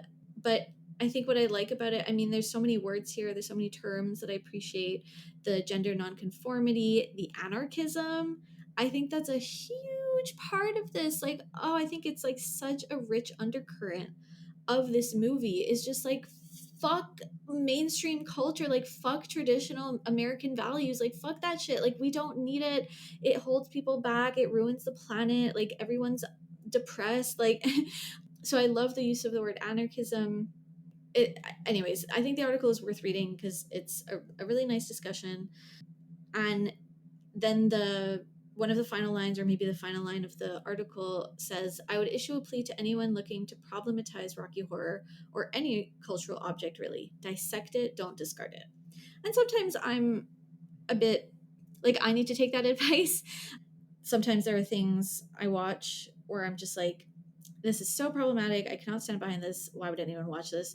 And I mean, like, honestly, there are things that, like, I just genuinely think people shouldn't watch, or, like, is just really just, yeah, like, capital B bad. But I think I just need to do that a bit less. And I think a movie like Rocky Horror is a great, like, if someone hasn't watched it, I think it's a great example of, like, watching it knowing it was in the 70s, like, trying to put it in context and not throwing it away because it's not perfect and because it wasn't made with a 2025 sensibility. Yeah, for sure. And one of the other quotes that you have in the notes from this article gets to something I kind of talked about earlier that says queer characters should be allowed to do bad and even terrible things. Stories aren't interesting if everyone is operating with the same set of ethical rules. Movies don't need to be morality tales. And I it's so funny because I think that is so true, but then at the end I'm like, this is a morality tale for these exact reasons. And coming back to the anarchy of it all, I think one of the moral lessons here is that anarchy without compassion is not really better than what we have right now, actually. And it's just fun. It's just funny. Like I totally agree that like queer characters should just be allowed to be terrible and evil and horrible and assholes. But it's funny that they're like, movies don't need to be morality tales, when to me, there's so much morality tale in this movie. Yeah, I can definitely see that. And I did just take like a couple of quotes about just watching Rocky Horror and people's perception of it. There's just two that really stuck out to me that didn't have a better place to go, but I really wanted to include from the essay collection.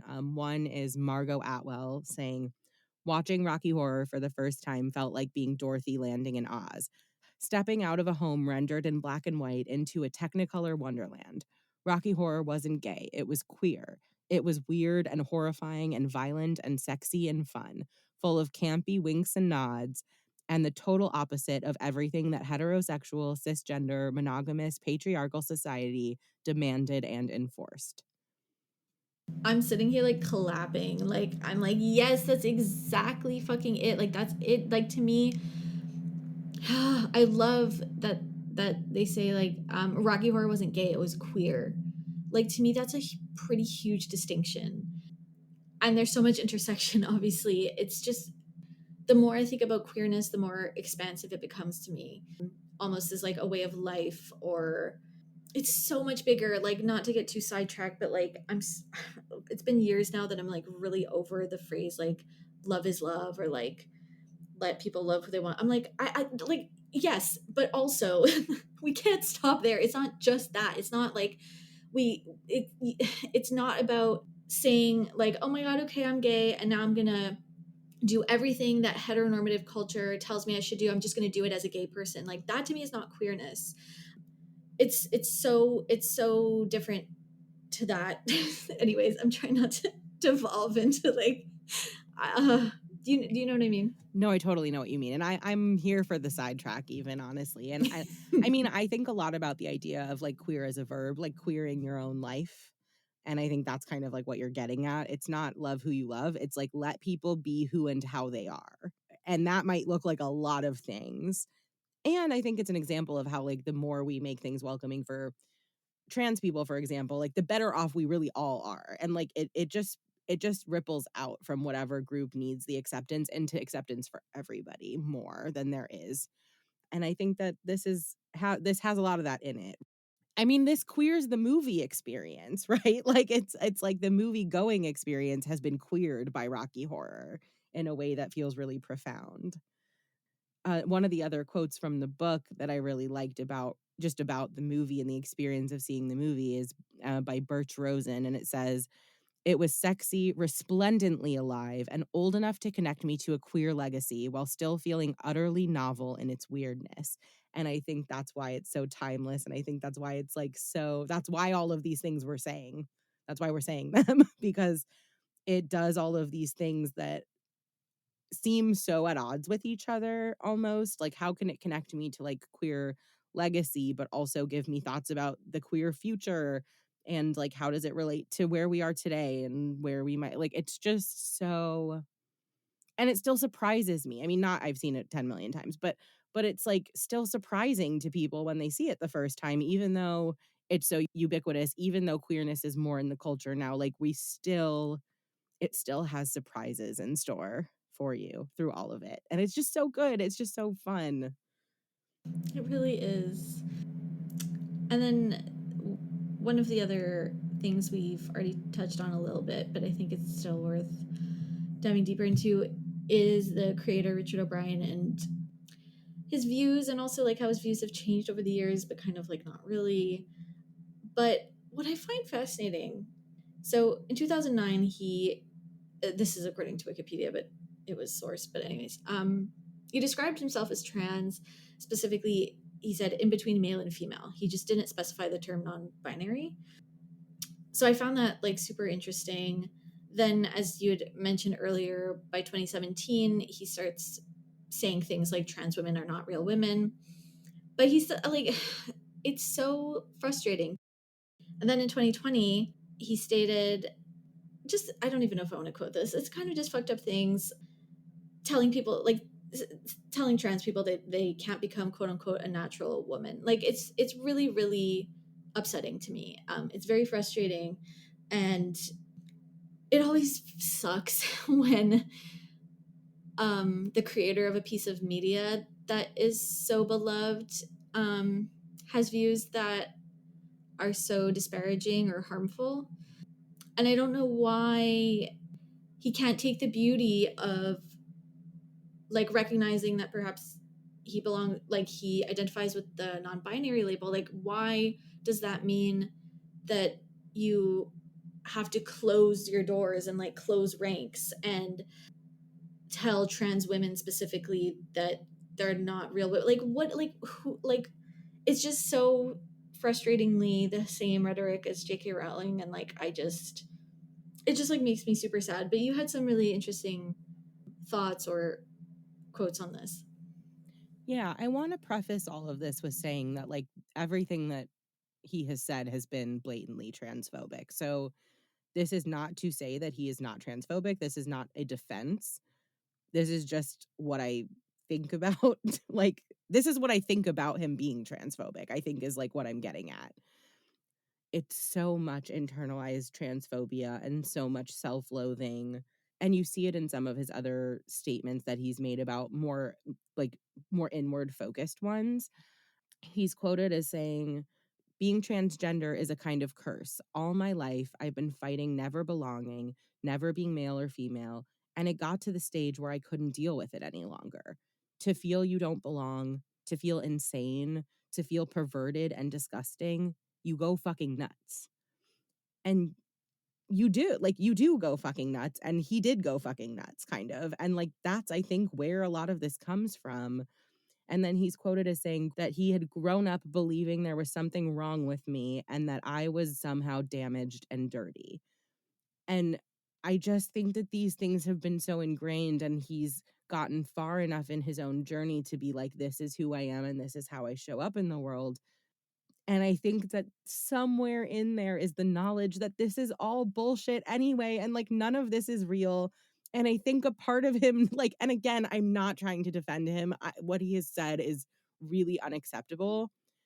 But it's like you can see that he's once. It's like when like someone shitty goes to therapy and they walk right up to the point, but then like don't quite cross that threshold. It's like that. He's like so close to realizing that this is all made up anyway, and like actually, like, no one can be a natural woman because that just isn't a real thing that exists in the world, and he's so close to it, but he's so I think there's just this brick wall of self-loathing that stands between him and that realization, and, Nino McQuown wrote in their essay about the ending of the movie, it's about when Magenta says to Riff Raff, like, "You killed them. I thought you liked them. They liked you." And Riff Raff says, "They didn't like me. They never liked me." And the author wrote, "It is about the damage and the dirtiness that never goes away no matter how much they say they like you. It's about queer unbelonging.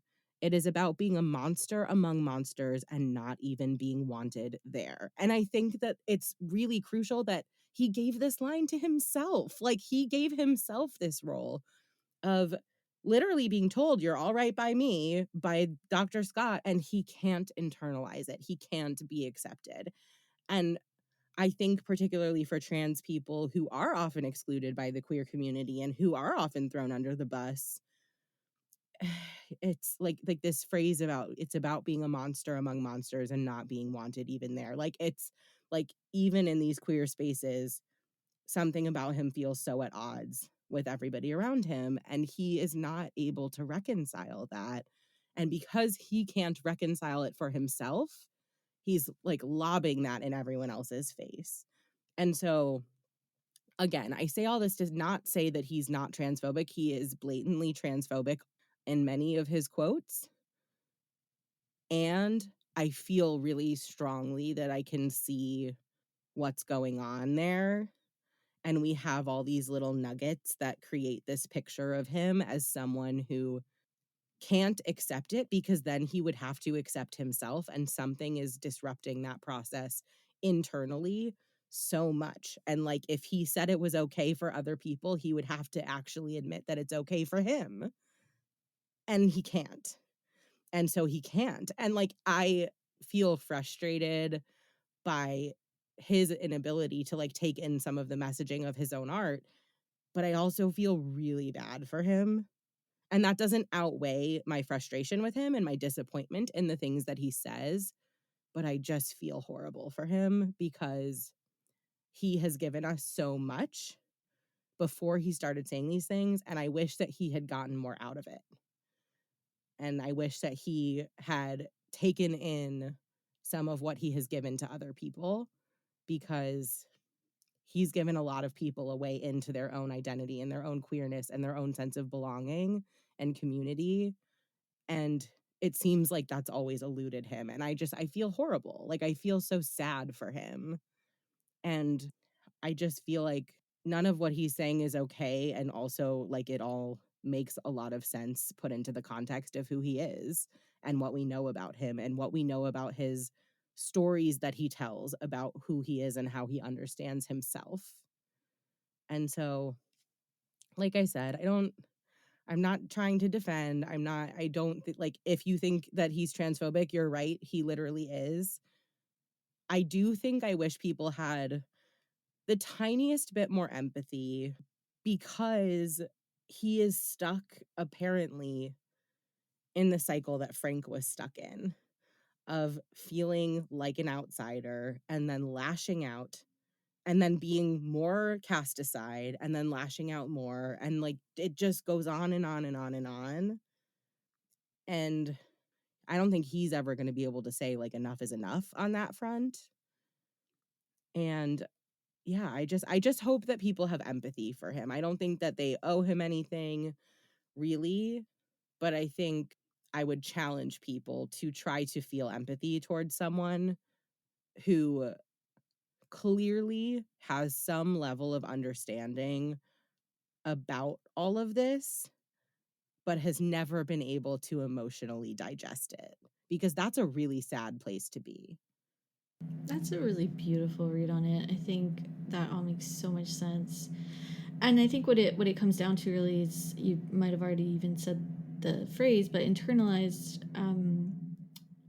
transphobia, right? Like, not to bring her up again, but as opposed to someone like J.K. Rowling, who, for I don't know, all intents and purposes, is cis and straight. That's not the same thing. That's She thinks that trans people are dangerous, and et cetera, et cetera.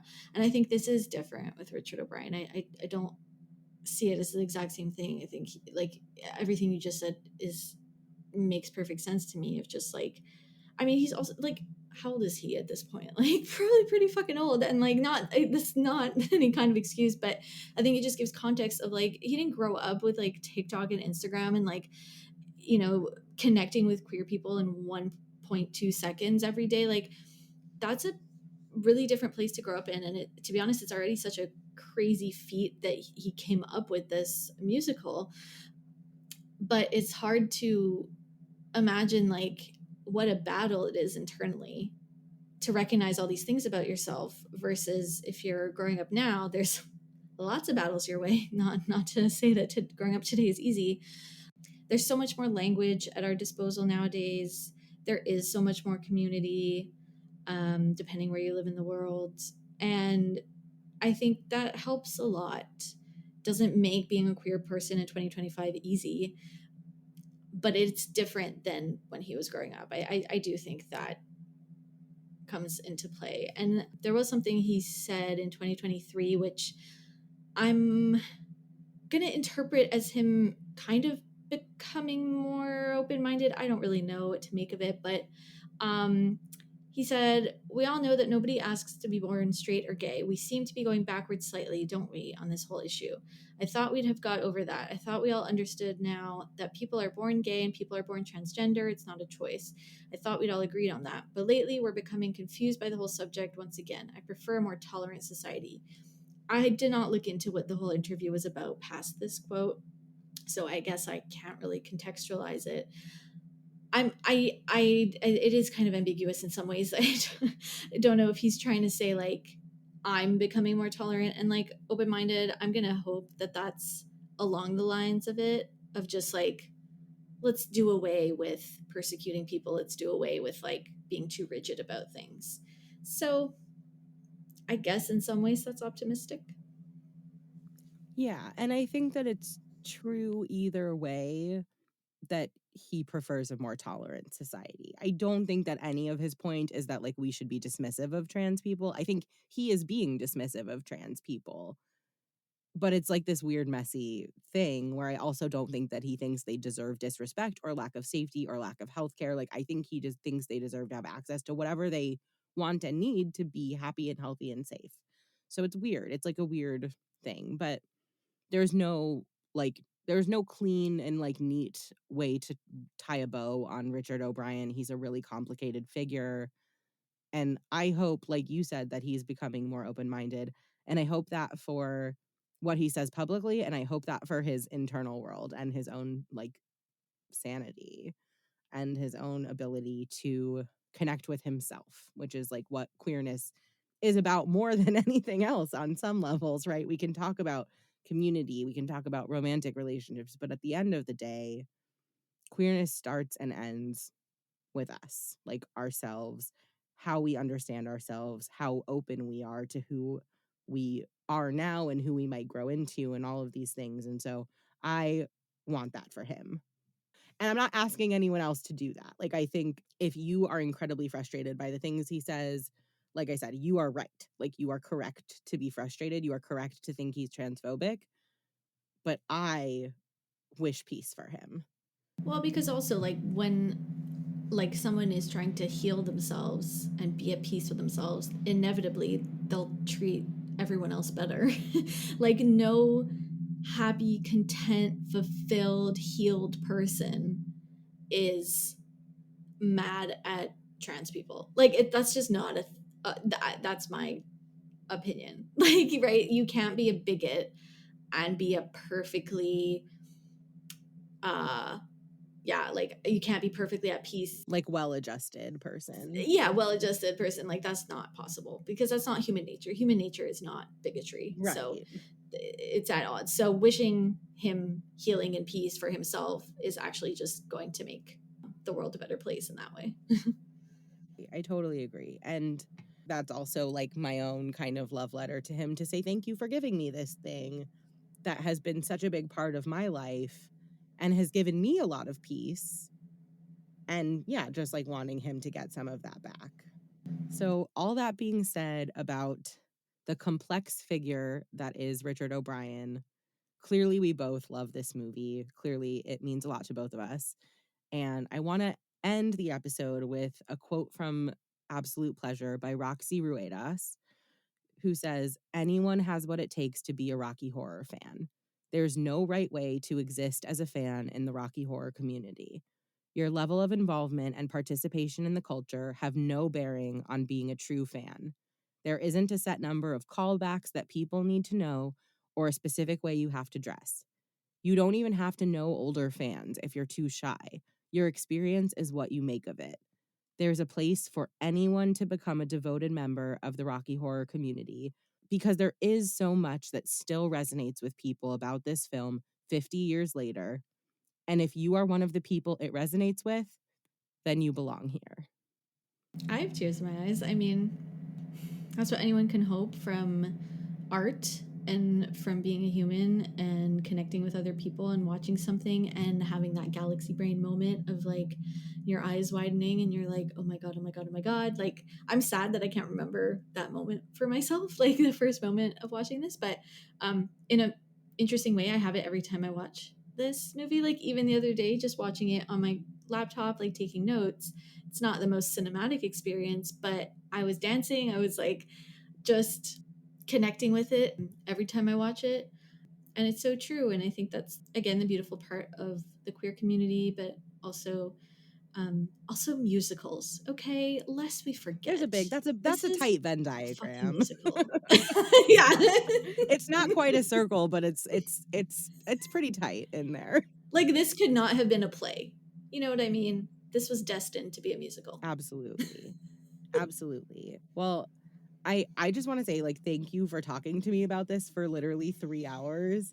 I feel like we could we could probably do this 10 more times and still not run out of things to say, but this has been such a meaningful I feel like all of our conversations have been such a delight, and I think they just keep getting they like just keep getting better. And I'm so grateful for I think your vulnerability as well, because I think that particularly for this one, I actually think when I came on and we did Russian Doll, I think that was similar more than I think Phantom of the Opera was.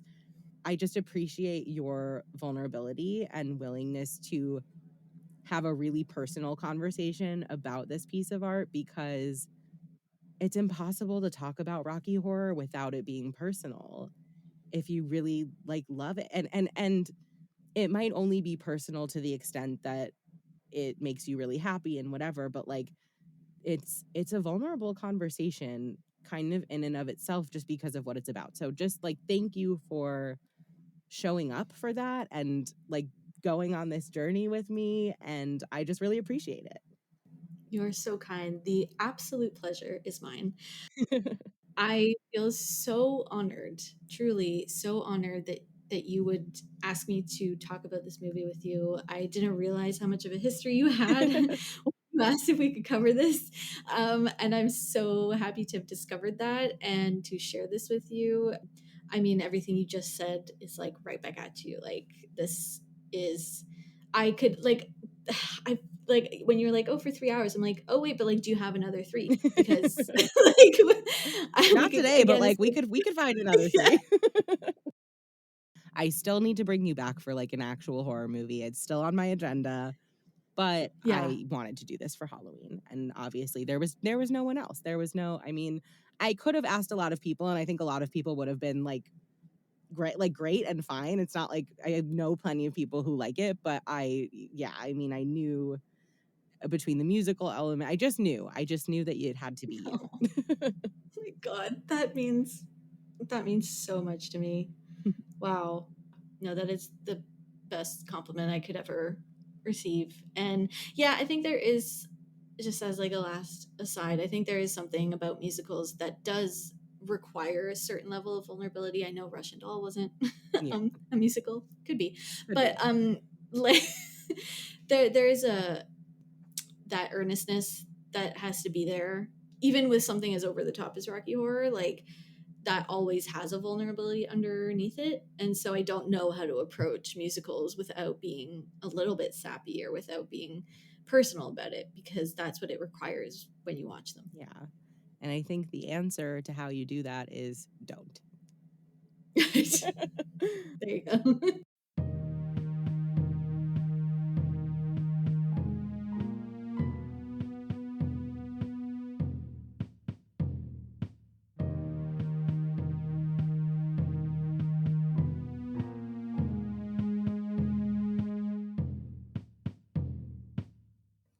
Thanks for listening to this episode of What Haunts You, a podcast about the stories that haunt our dreams. Find us on Instagram at What Haunts You Pod, and find all of our episodes on YouTube and Spotify. Thanks again to Caitlin for joining me for this absolute pleasure of a conversation. If you haven't checked out Caitlin's podcast, it's called Watched It, and it is a TV show podcast. They are on a break right now, but they have a really great backlog to check out. I was on there to talk about the Netflix show Russian Doll, but they have so many TV show discussions to check out. There is almost certainly something in there for you. I'll link all of that information in the show notes and on Instagram. Next episode, we will be getting back into 80s horror. But for now, I hope you all have an excellent Halloween. Watch some good movies, have yourself a good scare, and obviously plenty of treats. See you in the next one.